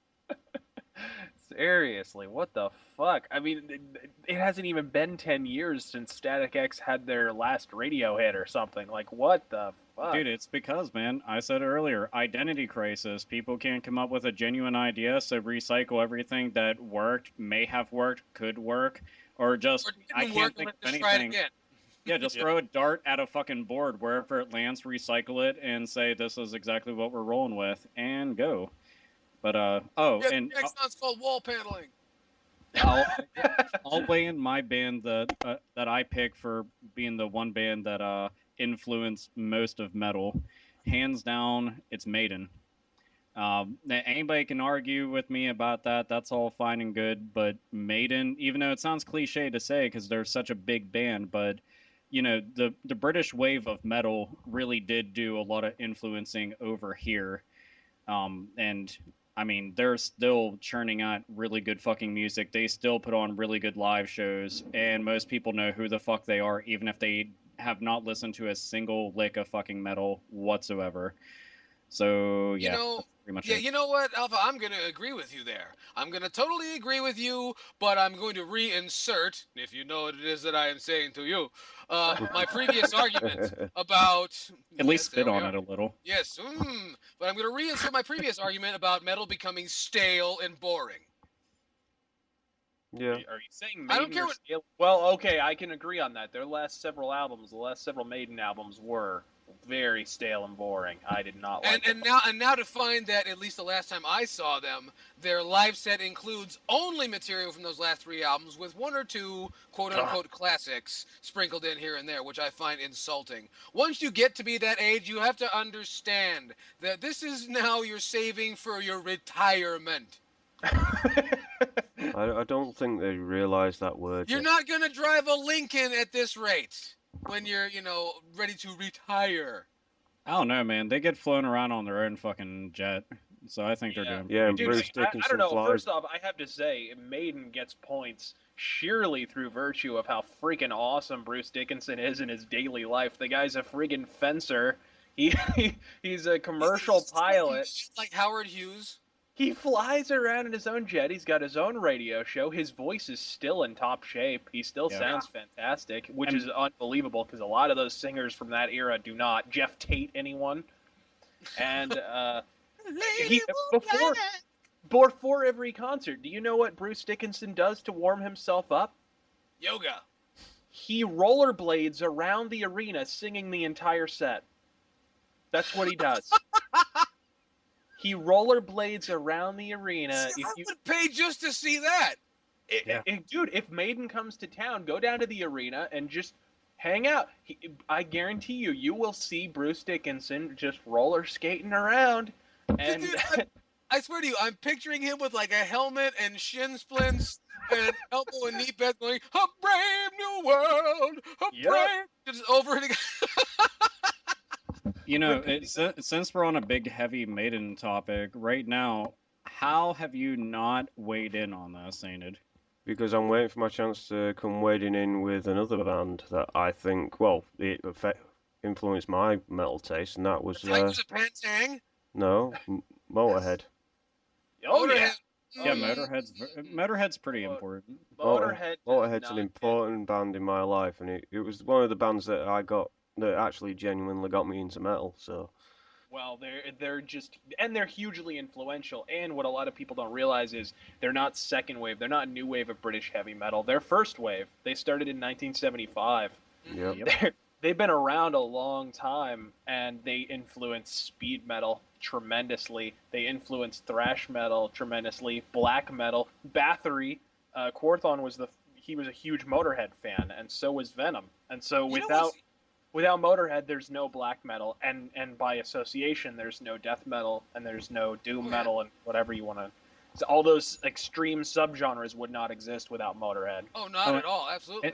And also, everyone, for the fuck of God, there is other songs other than Ace of Spades. Don't discount Yeah. the Ace of Spades. There is nothing wrong with the Ace of Spades. Oh, Believe there it is or not. nothing wrong with it. Here's People the have thing. played that song to I'm- death, and it still fucking works. Not like Enter Sandman or anything. No. Yeah. I'm not discounting the song. I'm not. I am not taking any points away from Are you it. just telling them to step outside of that and? Yes, Yeah. because Oh here's yeah, the- no, you no idea how many fucking times I have come across motherfuckers, and it's not just Motorhead, keep in mind, but there's just an example. How many times I'm just like, yeah, Motorhead, and they're just like, oh yeah, Ace of Spades. I'm like, yeah, Motorhead, please tell me some more. And they're like, oh, that's the only one I heard on the radio. So then I just want to blow up. Yeah, Like, well, just and like there's fucking fireworks. so many so-called Motorhead fans that only own the first 4 albums. They only own if they own the first one, because hardly anyone owns the first one. But the only 3 albums they ever have are Overkill and Bomber and Ace of Spades. If they have any other albums aside from Ace of Spades. But I'll go on record as saying I like Motorhead's 90s material a lot more than their late 70s, early 80s stuff. I think like Sacrifice is my favorite Motorhead record, and it's so heavy. It's basically Motorhead doing thrash, and it's fantastic. They have the best drummer on the planet, Mickey D, playing drums on that record, and you really can't go wrong with 90s Motorhead. We Are Motorhead's a fantastic album. March or Die is definitely on the weaker side. Dude, I for me, best album from them, Orgasmatron. Orgasmatron's fantastic too. Dude, And that shit is fucking awesome, and I'm still pissed at my fucking shirt of that exact album because that's a wicked album cover. That shirt got fucking jacked quite a few years ago, and I still haven't gotten a new one. yeah, and they. That's I the remember thing when about- I used to care about that sort of thing. That's the thing about Motorhead. You always hear about Motorhead that they play the same song over and over again. That it's everything sounds the same. That they keep That is really. not true at all. It's not Yeah, true. man. They've done everything from speed metal to they did progressive. If that's metal. the case, then you'd have to say that every Led Zeppelin song sounds the same. Well, yeah, and that's the thing. Like, And they all do in a way, because that's called having, I don't know, style. but Motorhead has had a lot of different styles. Like I said, they did prog metal on Another Perfect Day. They did thrash on Sacrifice, and more Well- recently they did blues. I mean, it's just Mhm. they do a lot of different shit. Yeah, Well, they like you've just mentioned, they are quite they're multi-talented as well as they're not just stuck to one genre. So let me just think about it. They were old when we were kids, and they're still fucking doing it. exactly. Yeah. Have you? What do you think of that rewrite of Ace of Spades when they did it for that bloody liquor advert? That was I'm fine. actually unaware. I really mean, enjoyed that. I thought it was a Motorhead can do no wrong as far as I'm concerned. Oh, that's- I all don't their know. albums. You had a discussion a while back about them doing wrong. Well, okay, we'll say aside from March or Die, Motorhead can do no wrong. And really, there's good songs even on March or Die. Well, I'd say for me, my favorite Motorhead album is Bastards. Oh, great That's record. just a fantastic record. I love it all the way through. Because I love the first few albums, and Ace of Spades, of course, is a classic. But Yeah. Bastards is the one that does it for me because it's, Lemmy sings, and it's Yeah. it's interesting. It's kind of like listening to a harmonica sing. There's a few overtones that maybe shouldn't be in there, but it's forgivable because, well, after all, it's a harmonica and it's an old one. But And- to think that Motorhead is from '75, and think of the distance between Motorhead and Metallica, '75 to '81, 6 years. But when Oh you man, think and Motorhead, that's the thing. They've released heavier albums than Metallica. They have. Well, by Motorhead- fucking far. when you think of Motorhead versus Metallica, you think of Metallica being a much newer band than Yeah. Motorhead. Motorhead's one of the old bands, but you realize that's only because between '75 and '81, metal was really slow. Yeah. There was Motorhead, there was Venom, there was Well, and then there was the new wave of British heavy metal, but that was That a didn't lot hit of until, like, bands at 78. once. Yeah, That and that happened more in 1988 and 81. yeah. That's when it really exploded. Oh, Yeah. and one important thing that everybody should take note of is since we are talking about Motorhead and Lemmy and all the other good shit, is he's in Brutal Legend. I don't know if Yeah, anybody he is. Yeah. is like if you haven't played the game, he is in it. He's actually a pretty important character in the game as far as the story and like combat is concerned. So if you haven't checked it out, please, from one metalhead to any other metalheads listening, it's worth every fucking dime and penny. Please check it out. And yeah, sorry, I just want to chime in with that. Please continue.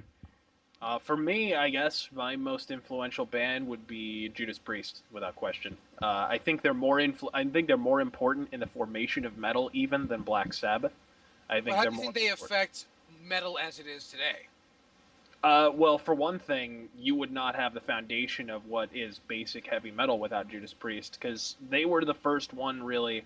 Like Thin Lizzy had twin guitars and twin guitar solos, and Maiden did later, perfected it a little bit. But Judas Priest, man, they were way ahead of the curve on that, and they married it to the heavy metal sound. And this is really important, they had an image. The leather and studs and bullet belts and spikes and all that fun stuff is all Judas Priest. That's all. And it became a metal mainstay, and still to this day is an iconic look that when you see it, you think of one of two things immediately: biker or metalhead. And that's it. or Yeah, leather bar exactly. aficionado.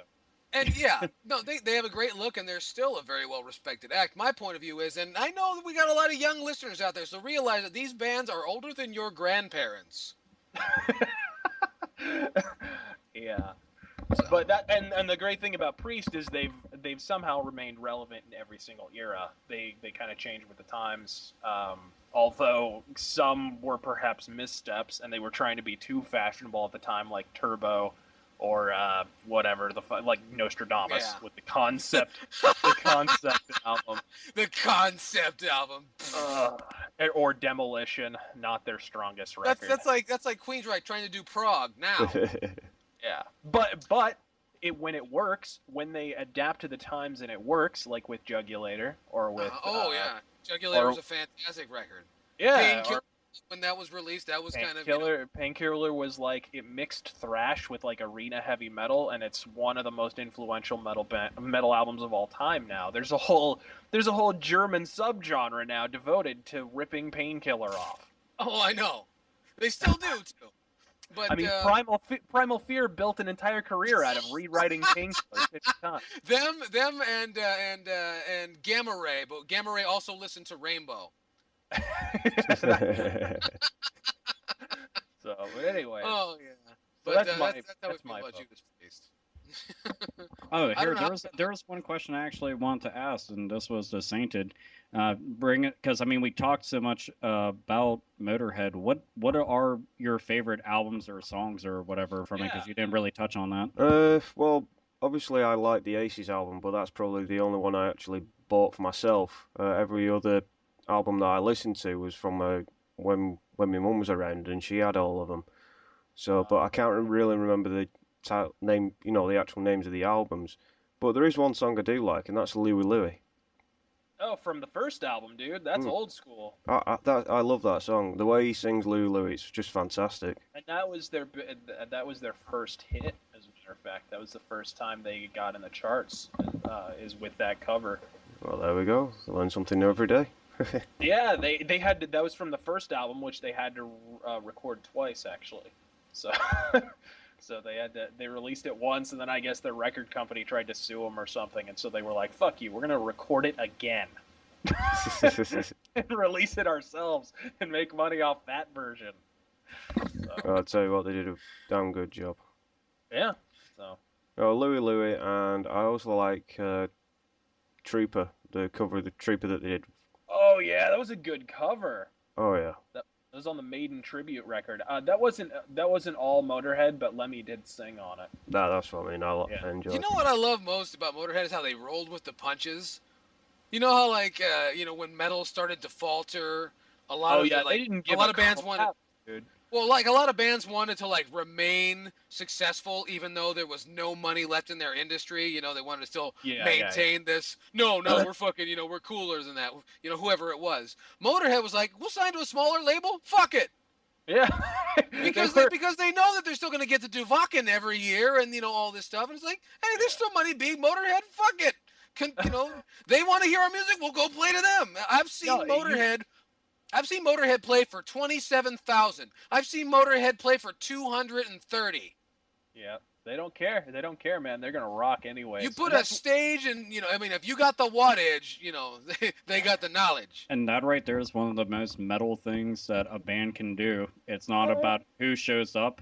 It's about just jamming the fuck out. Everybody. All the fucking pussy ass thrash bands, when times got tough, they packed it in and went home. Right. Motorhead fucking said, you know what? We've already been in this for 15 years. I don't see. We can't go get regular jobs. All right, we're going on tour. Yeah, basically, and that's I always say, dude, you can tell what a band is really made out of. What a heavy metal band, like a classic one, was really made out of by what they did when the '90s rolled around. Yeah. Someone should write a book just on that. Someone should write a book about what the '90s transition. Yeah, they really I think I might write that book. Because the greatest ones, they rose to the occasion and they wrote the best albums of their career, a la Are you talking about Lynch Mob? Are you talking about Lynch Mob? No, and I'm not talking about Dawkins either. Oh, God. But the really good ones, that Stryper broke up. Because they're freaking hair metal to the bone. They're not going to do anything aside from that. So they're done. But Motorhead, forget about it. Judas Priest, they got heavier. The really good bands got even heavier, got even more metal in the 90s.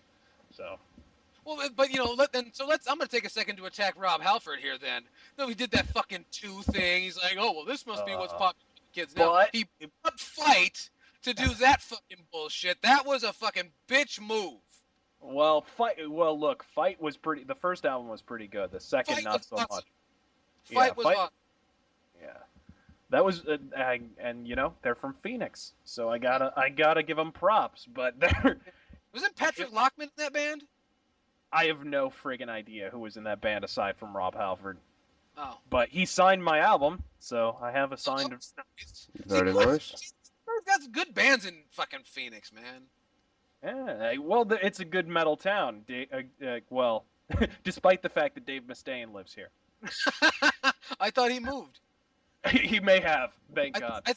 I think he lives up in Anaheim Hills, not far from me. Well, he may have more. That's why my state is cursed. It's not outside the realm of possibility that he has 2 homes. But anyways, we should probably move on and talk about gaming. Yeah, well, Yeah. it's a metal podcast about games, and we spoke about metal. What's wrong with that? We've gone off topic enough times just to piss off the right amount of people. So yeah, we've done our job. Done. So now on with our second half, bitches. What are we going to talk about? I just wanted to say that if you have a question, a comment, a concern, anything at all, be sure to drop us a line at hatebitpodcast@gmail.com or facebook.com/hatebitpodcast. Anyway, moving back into our next news items. New Zone of the Enders. I don't know what that is. Razorfist, maybe write it down. So, Razorfist, talk about Zone of the Enders, please. Well, who here has actually played all the Zone of the Enders games? Me. Okay, well then maybe you should itemize it, because I'm definitely not a proponent of the series, and I feel like we should be a little more balanced towards it. So Well, I'm definitely not going to treat it well. So somebody else take it away. Alpha. It's Kojima and giant robots. There we go. Okay, well, basically, Hideo Kojima, he's been making a game. Everybody was going into the rumor mill and assuming it was going to be another game into the Snatchers / Police Not series, which would have been fucking fantastic. And I assure you, 110%, it would have had my money without even fucking thinking. But it's another Zone of the Enders game. While this is good news, at least to me, because I like both games, I truthfully would rather have had, a Police Knots or a fucking Snatcher sequel, just because those are games that he just doesn't seem to want to pay attention to for whatever reason, despite how fucking absolutely stunning, amazing they are, the stories, everything. This is about Zone of Enders, and I'm sitting here giving Snatcher a reach around. I don't know how to even say Snatcher without being perverted, but regardless. Yeah, so we're getting a third game in the series. So we're getting a third entry in the series. Opinions, thoughts, cares, anything? Just what Japan needs: more giant robots and anime melodrama. Hey Takahashi, let's take a break from dueling our Megazords for 5 minutes so we can talk about our feelings. Fuck you. Anyways, I've just got one word. Yeah. Yeah, I actually like the. You said you just had one word. Fuck. Oh, shut up. Only because I've got a sexier voice than you. Well, that's because you're from Britain. No one likes the way Americans sound. No, they don't. But no, it's about time we got a third installment, a proper third installment, not just this fucking spin-off that's cost about £90 fucking pounds on the GBA. Yeah. Now, for those who don't know the greater constellation of the history of Zone of the Enders, the first Zone of the Enders, the only reason it sold is because it was packaged with a Metal Gear Solid 2 demo, I believe. Yes. And so if you bought the game, you got that. It was Kojima's way of selling his poopy game. Anyways, so can I ask the obvious question? Without a Metal Gear Solid demo packaged with the fucking disc, what carbon-based life form would spend 5 soiled nickels on a fucking Zone of the Enders game? Hello.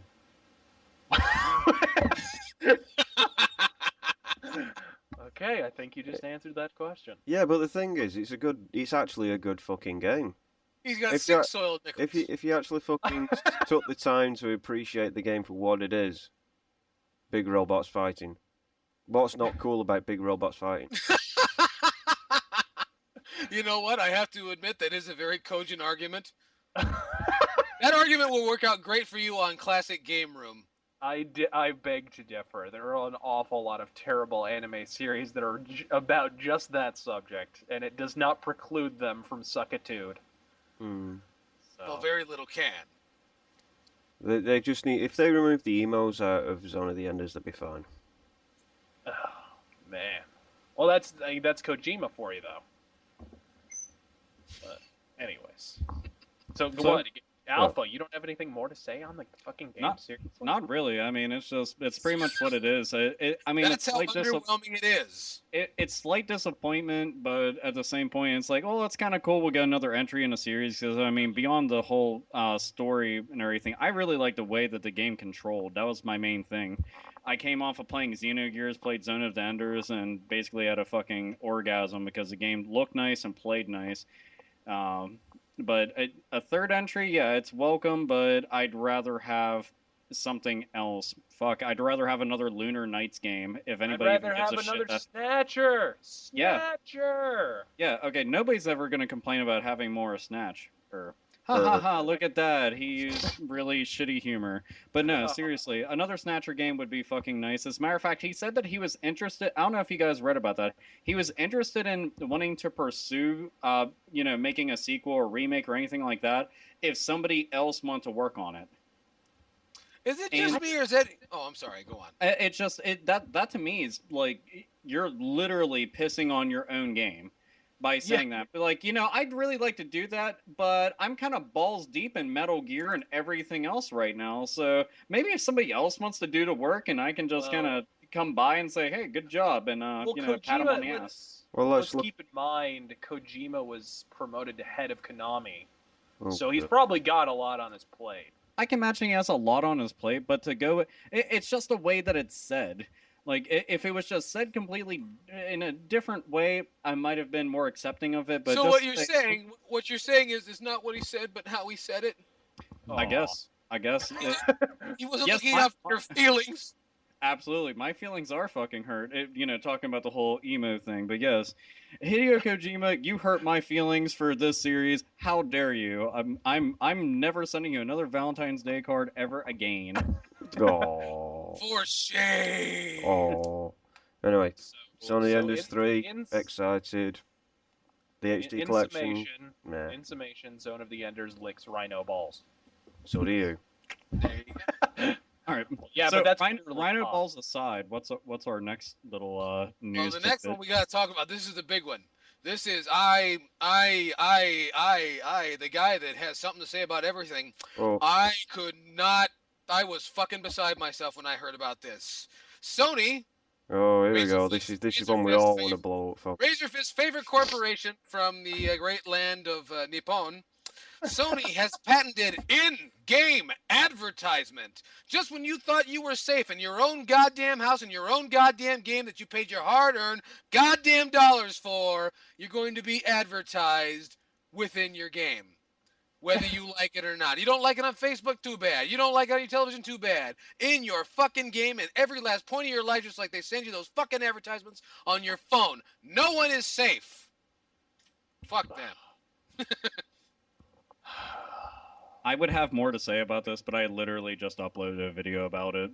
Yeah, I mean, he literally just like I shit you not. I mean, the entire concept's fucked in every single conceivable fashion. To interrupt somebody in the middle of their gameplay session, when you get a fucking phone call, whenever the power goes out, whenever I don't know, any kind of just negative thing happens at all, and you're just like, damn it, I'm kind of like in the zone right now trying to play, and that happens. But to be bombarded with advertisements for bullshit you don't want to buy, don't want to see, don't want to hear, and you have no option or say in the matter, and this could possibly be a patent that they could sell off to other companies, Nintendo, Microsoft, who the fuck ever else wants to jump on the bandwagon of consoles and fucking PC gaming. Yeah, it definitely is sucking more and more to think about the future of gaming. So somebody else take it away. Well, that sounds like that means that during your entire game, your system, whatever you're using, it will be wide open at all times for them to send you messages, and which means that anybody who wants to get a hold of that information can get into your system as well. That means there's going to be a hole, a big gaping hole in your end of the network, wide open for anything to get in. Isn't that what it sounds like to you, Mr. Razorfist? This is utter bullshit. We interrupt this acrimonious Razorfist rant to deliver a word from our sponsor. Feminine odor got you down? Try new Glade suppositories when you need your air biscuits to smell oven fresh. We now return to our regular program. That's what it's going to be like. They're literally going to stream it into your game. You're actually going to pause, literally. The game will slow down so they can deliver a fucking advertisement. Yep. So much for the no ads on PSN. Yeah, bastards. Not that this should come as a surprise. Sony announced last See- June they lost what? They lost 170 million in operational costs for PSN last year alone. So they've got to make the money back somehow. And as we're about to become intimately acquainted with via this upcoming corporate ass fucking, sex sells. Yeah. So Yeah, as we mentioned before on. Here's the thing. Here's what's really interesting is the way you mentioned how it kind of pauses or slows the game for you. Yeah, kind of. I can only imagine. Well, I can only imagine this world full of unenlightened halfwits would have to say something like, "Oh, well, isn't that convenient? Because usually when the phone rings, I have to pause the game myself." Well, they've been putting advertisements in games for fucking. I know, because But these fat tubs but of that shit don't cannot put up a fucking fight. get my point across before you blow your eyeballs out, you fucking asshole. All right, hold on now. You go ahead. Trying to fucking Go ahead. put a point across, and you jump in like with your fucking size fucking. Oh, you're wasting more time by explaining it, Limey. Go on. Well, I'm trying to explain it to you, you fucking Yankee ass. Well. Right, anyway. Now, I thought I was the other side of fanboy wars. Oh, Come on. that's me. No, it's Sony versus Children. Nintendo, but to be quite honest, we should all be united with this one because Sony, this is a fucking stupid idea, right? I don't want to play a game and see advertisements for fucking clitoral remedies or whatever you want to fucking. I just want to play a game. I don't know. We'll take Gran Turismo for example. They have the endurance races on it, right? Sometimes they take up to an hour, sometimes they take up to 9 hours, sometimes they take a full fucking day. Yes, a full fucking day. Now imagine how many advertisements are they going to stick in each fucking race? You know, in one of those endurance races, or even on a fucking 2-minute race. It's going to be you get around the first lap, here's an advert. You get around the second lap, here's an advert, and that's what it's going to be fucking like. It's going to be forced upon you, which is wrong. Microsoft has made the same fucking mistake. Razorfist was just explaining to us before when we was in the pre-warm-up podcast talk, and it was that with Xbox Live, you scroll across, it's actually it starts playing a little jingle to try and get your attention. Now this is just. I know, this is like Sony walking up to you with a big fucking billboard and smacking you in the fucking face with it. It's wrong. It shouldn't be allowed. And we need to fucking stand together on this one. And I'm talking to Xbox gamers, I'm talking to Nintendo gamers, I'm talking to fucking PlayStation gamers, I'm talking to the stupid fuckwits that keep hoping that there's going to be a Dreamcast 2. There isn't going to be a Dreamcast 2. Face it. Sega's lost a shit ton of money. They're not going to fucking lose another shit ton of money making a console. But that's another fucking rant for another day. This isn't meant to be the rant section, but it feels like the fucking rant section. But stand together and just say this is wrong. We need to stand up against all of these fuckheads that think slamming advertisements in our face just to try and get another fucking 10 pence out of our fucking wallets is going to work this time. Yeah. Don't do a dick move like Capcom is what I'm trying to say. Yeah. And that's Capcom Zinger number 3. Yeah. We didn't more hate for Capcom yet. Mr. Fist? What? No, I mean, I actually find myself in the very strange and uncomfortable position of completely agreeing with the Sainted Magnus. It's an unusual fucking feeling, isn't it, lad? I know, it is. Get fucking used to switching it. Hands. Get fucking used to it, because you know I'm right. Yeah, it's like the first time he had, the peanut butter with the jelly already in it. Yeah. Good. Uncomfortable, but I could get used to this.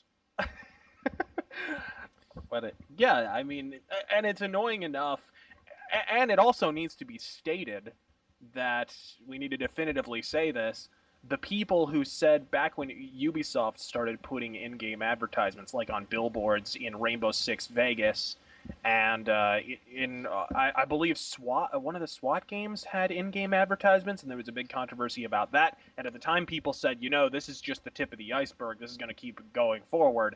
And Sony and Microsoft's representatives stepped in and said, no, that's not going to happen. We're not going to allow that to happen. This is the I told you so moment, folks.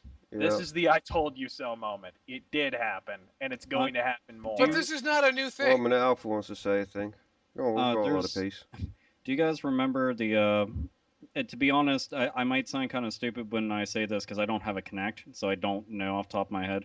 But I remember a while ago I was reading, and the Kinect could it was supposed to be able to read, kind of like judge your reaction on things to find out exactly what you like and what you don't like, depending on what's advertised on your dashboard. What? And I'm dead fucking serious. I don't know if this is really true, but, considering that's like facial recognition, gesture and movement and whatnot, but they're supposed to be incorporating the Kinect in such a way and possibly, future hardware to recognize, oh, this is something that they like. I see that they dig Mountain Dew, then advertise Mountain Dew. Oh, now I can definitely see a box of lotion and tissues over there next to the copy of Dead or Alive Extreme. Sell advertising to Adam and Eve Productions. Yeah, and it's just like, okay, then we'll go and advertise a fleshlight to them.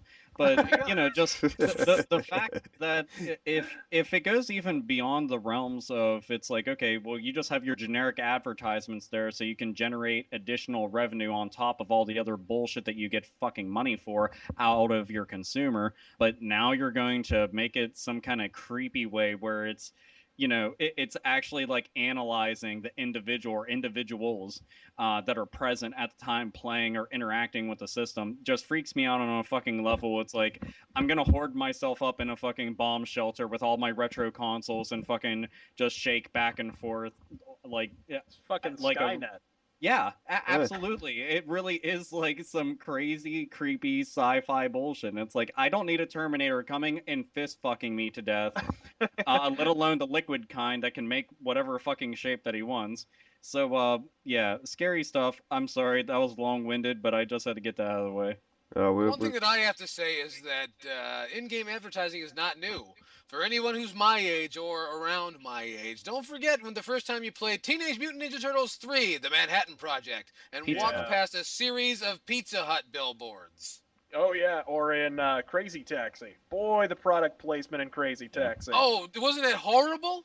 Man, well, it was hey, all over for Teenage Mutant Ninja Turtles, there was one plus side to that, and that's if you bought the game, you got, I think it was like $2, $3, $5, some shit like that, off of your next order. It's a little coupon inside. I didn't even remember that till I bought a box copy recently, and I was crossed my fingers. Please be in there. Please be in there. Sadly, it was not. Need for Speed is another one that's like that. Really? Yeah, the Need for Speed games since Underground, probably Hot Pursuit 2 and all them were before. They had severe product placement everywhere.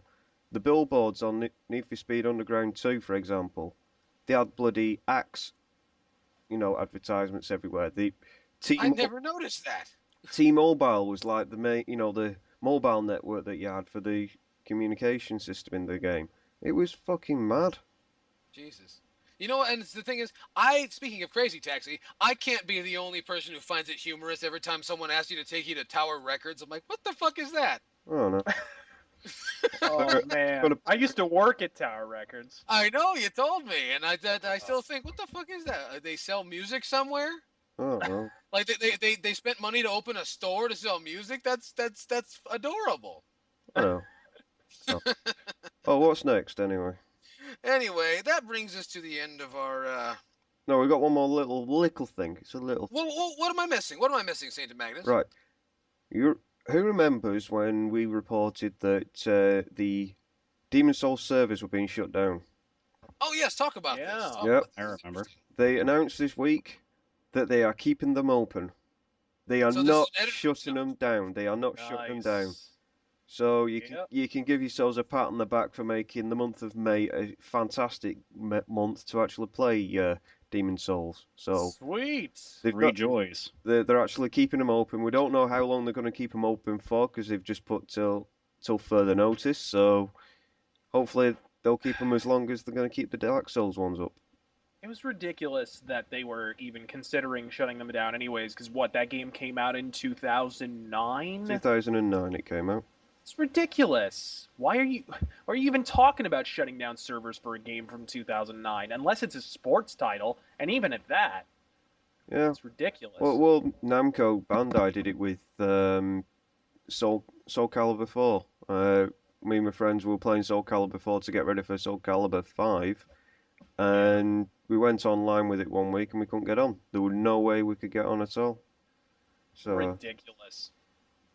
And that game's from what, 2010? it's 2008. What? No. Soul Calibur 4 isn't from 2008. Nope, 2008. Is it? Yep. Yeah, okay, clearly I'm mistaken. But whatever. But yeah, that's pretty awesome. I'm not a big Demon Souls fan, but I always think it's BS when they take down servers for a game that's that freaking young, you know. Oh yeah. But yeah, that's the little bit of good news that we've had for this podcast. So Oh well, Woohoo! it's always nice to have good news. It's So always we nice. filled our quota of 1. Yes. Right now, Yes, back to that was handed down from the president of the company. He wanted us to, make people happy once. So now we never have to do it again. Da-da! so we can say thank you to Atlas now. Yeah, thank you to Atlas. We appreciate that. Atlas, I we always appreciate thank you. Atlas. Now give second print runs of all your games. Yeah. And that one thing you did, with the knives and what have you. Yeah.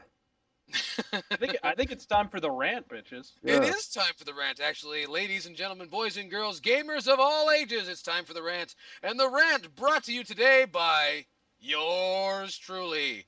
My name is Yellkaos, and I'm about to assault your ears and piss in your beers. Fuck People have yeah. been complaining that I haven't done that lately, so here we go.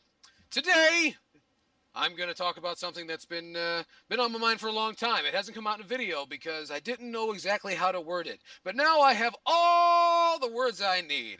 And I'm going to talk about Capcom. And, Oh, Yay. right? Think about what Capcom's done and those bastards and how, know this and know that and the ridiculous fan collector's edition packages, and I'm not going to talk about that. I'm going to talk about you, the Capcom consumer, these assholes who send me fucking video responses and notes to my inbox talk about how much you hate Capcom, but in the same fucking breath tell me that you can't understand and you write letters why they won't. We need Mega Man Legends 3. Fuck you. Make up your mind, draw a fucking line in the sand, and send a message. Because pandering to someone in the same breath as, defiling them is doing no one any good. If you would stand up and actually raise your voice a little bit, that wouldn't happen. All right? I have grown tired of this whining. And it's awful. It is terrible. And it's the same people that I hear all fucking day long about how they're going to hate to have to buy this game when it comes out, because of the DLC. It's like, I don't know if you know this, but you got this thing on you if you're a man, and it's called a wallet. Now, I was taking you see what I did there? And the wallet typically has closures on it. So what you do is you take your wallet and you set it down, preferably not in a game store, and you tell them, hey, you know what? I'm not buying that. Ha! And things would improve. But no, what are you going to do? What are you going to do? You're going to buy a game, right? Right? You're going to buy this game that you said you wouldn't, and then you're going to get home. You're going to put it in the thing and say, oh, this doesn't suck as much as I expected it to. And then they're going to ask you, hey, would you like a new gun? Yeah, I like a new gun, $7. Oh, I'm going to rant about this on YouTube, I swear to you. And then you play the game and say, hey, would you like new boots? $12. Oh, $12. Oh, YouTube's gonna get it. And it's the same shit over and over and over and over and over again. And a classical mind once said that to apply the same actions to the same situation and expect a different result is and always has been the definition of insanity. So I ask you, what are you, fucking crazy? If you want this to change, you have to do something. Anyway, that's my rant. I'm Yellkaos, and I'm going to open this up to some discussion because, frankly, my throat hurts. Clap, clap, Hey. clap. I completely concur, my good man. No, Uh-huh. I wholeheartedly concur. You Here, were saying I'll- something, Saint? no, I was just gonna say, when you buy a Capcom game nowadays, I'm boycotting Capcom, but I refuse to buy the games new, as in brand new. I refuse to buy any Capcom game brand new because these Capcom games I do actually still enjoy. But Azura's Wrath, you buy that game, you play it through, it's like a button mashing heaven. And then then they announce, oh, there's DLC, and it's all the missing episodes from in between. Oh, for God's sake! How much money do we need? Oh, it's only a couple of quid. Yeah, but it's a couple of quid for a couple of episodes here and there, and then you've got an extension to the end. Why couldn't you just? Why can't they just do this very unusual concept that seems to have died off over the past few years? Make the fucking game complete when you release it. Oh yeah, that old thing. I've heard of that before. I'm Yeah. sure. Uh, Sure. That's that's the thing. I don't really understand the Capcom boycotts. I'm not boycotting Capcom. I'm just boycotting bad games, and it just so happens that Capcom releases a lot of bad games these days. So when they release a game that I think is crap, I don't buy it. And guess what? I haven't bought a Capcom game in freaking years. Resident They've released Evils. a lot of shit. All the Resident Evils since since the end of Code Veronica have all been cash-ins. Absolutely, and there were a lot of Resident Evil cash-ins. Do you even realize throughout that company the cash-ins in the series actually outweigh the games that made the cash-ins worth doing? I know. without question. That's like understanding that most Beatles tribute bands have been together longer than the Beatles ever were. I know. Well, Assassin's Creed, man. Assassin's Creed's the same way. Cash-in. You got 2 good games and a bunch of cash-ins. That's what it That is. doesn't seem fair. That seems like there should be a law against that sort of thing. Alpha, you've been Well, It quiet. does. It does. I mean, a cash-in, you say, oh, well, that was just that one time. But no, that's the direction of the series. It's the law. There is a law against it. It's the law of Austrian economics, and eventually people just stop buying it. It goes Mhm. away. Yeah. So. But it doesn't seem to be taking effect.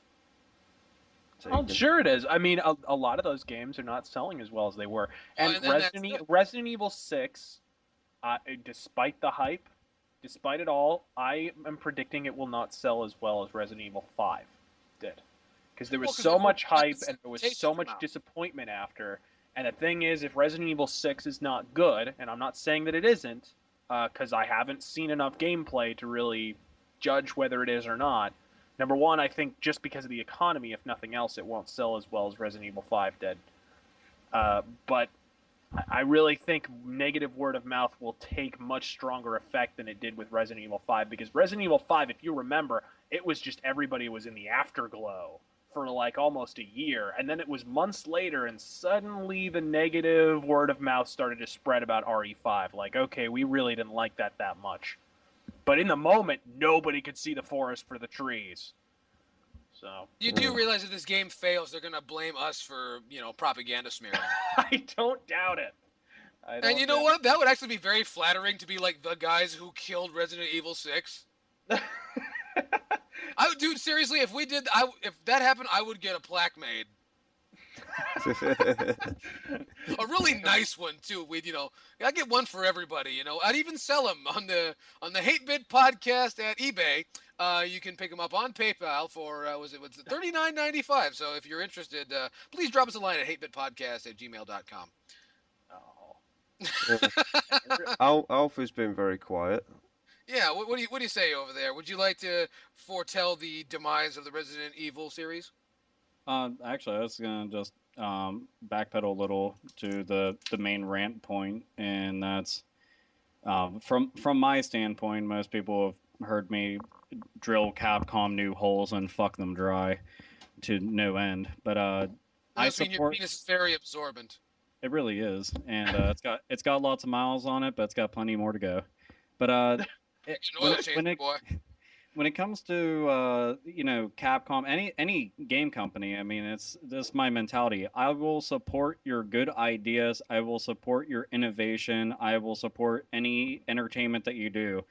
And if you try to fuck me or fuck the fans, I won't support that, and I'll try my damnedest to see it burn in hell.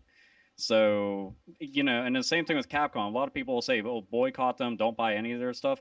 If Capcom wants to go and put out a good game, I'll support their good game so they see sales for their good ideas and their good games and things that they do right.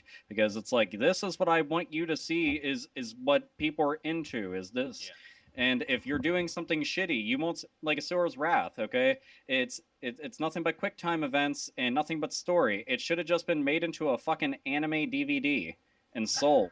There was no fucking reason to, and anybody who's a fan of it, you can get mad at me saying that, but I mean, be realistic. It really is nothing but a very pretty show. And that's really about it. You interact with it vaguely, but overall, I'm not going to support something like that, especially with all the fucking tried and true DLC that they absolutely fist fucked into its spinal column. So, that's my stance. That's my final verdict is I'll support your good ideas and I will burn and fuck the corpses of your bad ideas. I think just not buying bad games pretty much covers that. You'll put the corpses out first, won't you? Oh no, I like it red.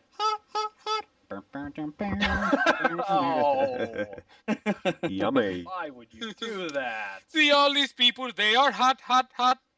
Ouch! Oh, This is a God. metal podcast. Come on. And wait Aw, a man. minute. So seriously, no fire crotch jokes? No one really? Fuck. Eh. I Oh. don't know. After seeing Justin Hawkins from the Darkness put Firecrotch, I've kind of lost all respect for that Oh, sort he of swiped idea. that. He stole that from Wasp. Let's not credit that to the guy from the Darkness. No, I'm just saying, ever since I saw him do that, it kind of destroyed the whole meaning of it all. He also destroyed falsetto. How far would you like to go in this discussion? and music.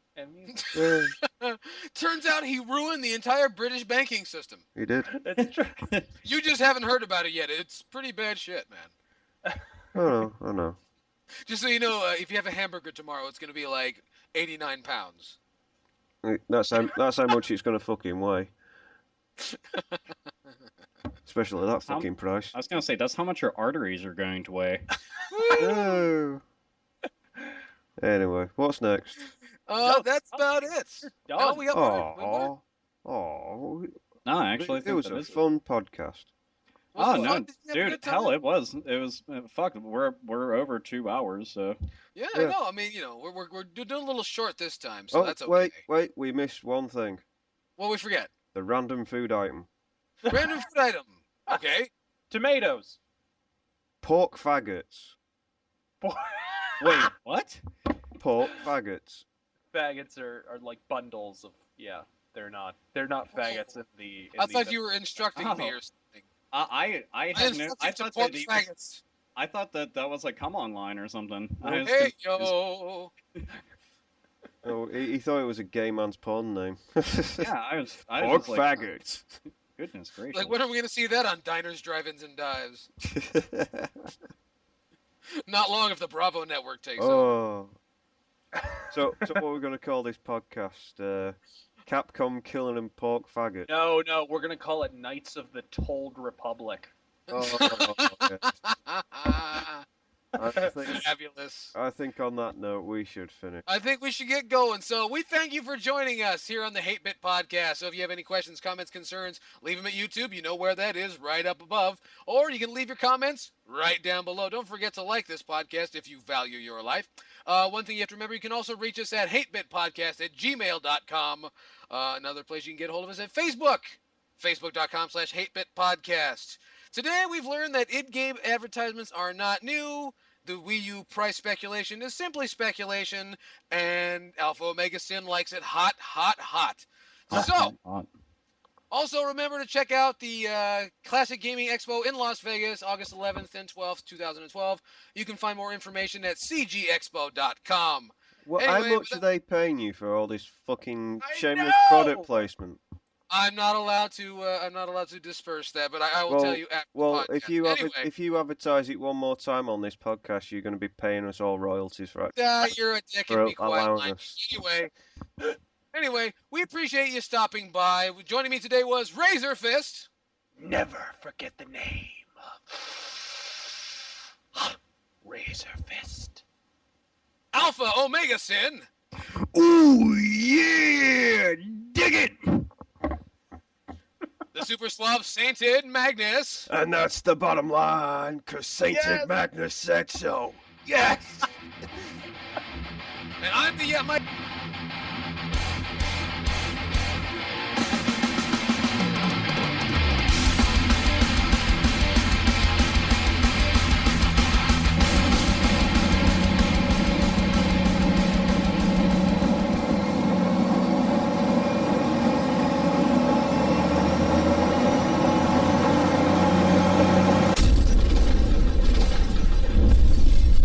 Hate Bit Podcast.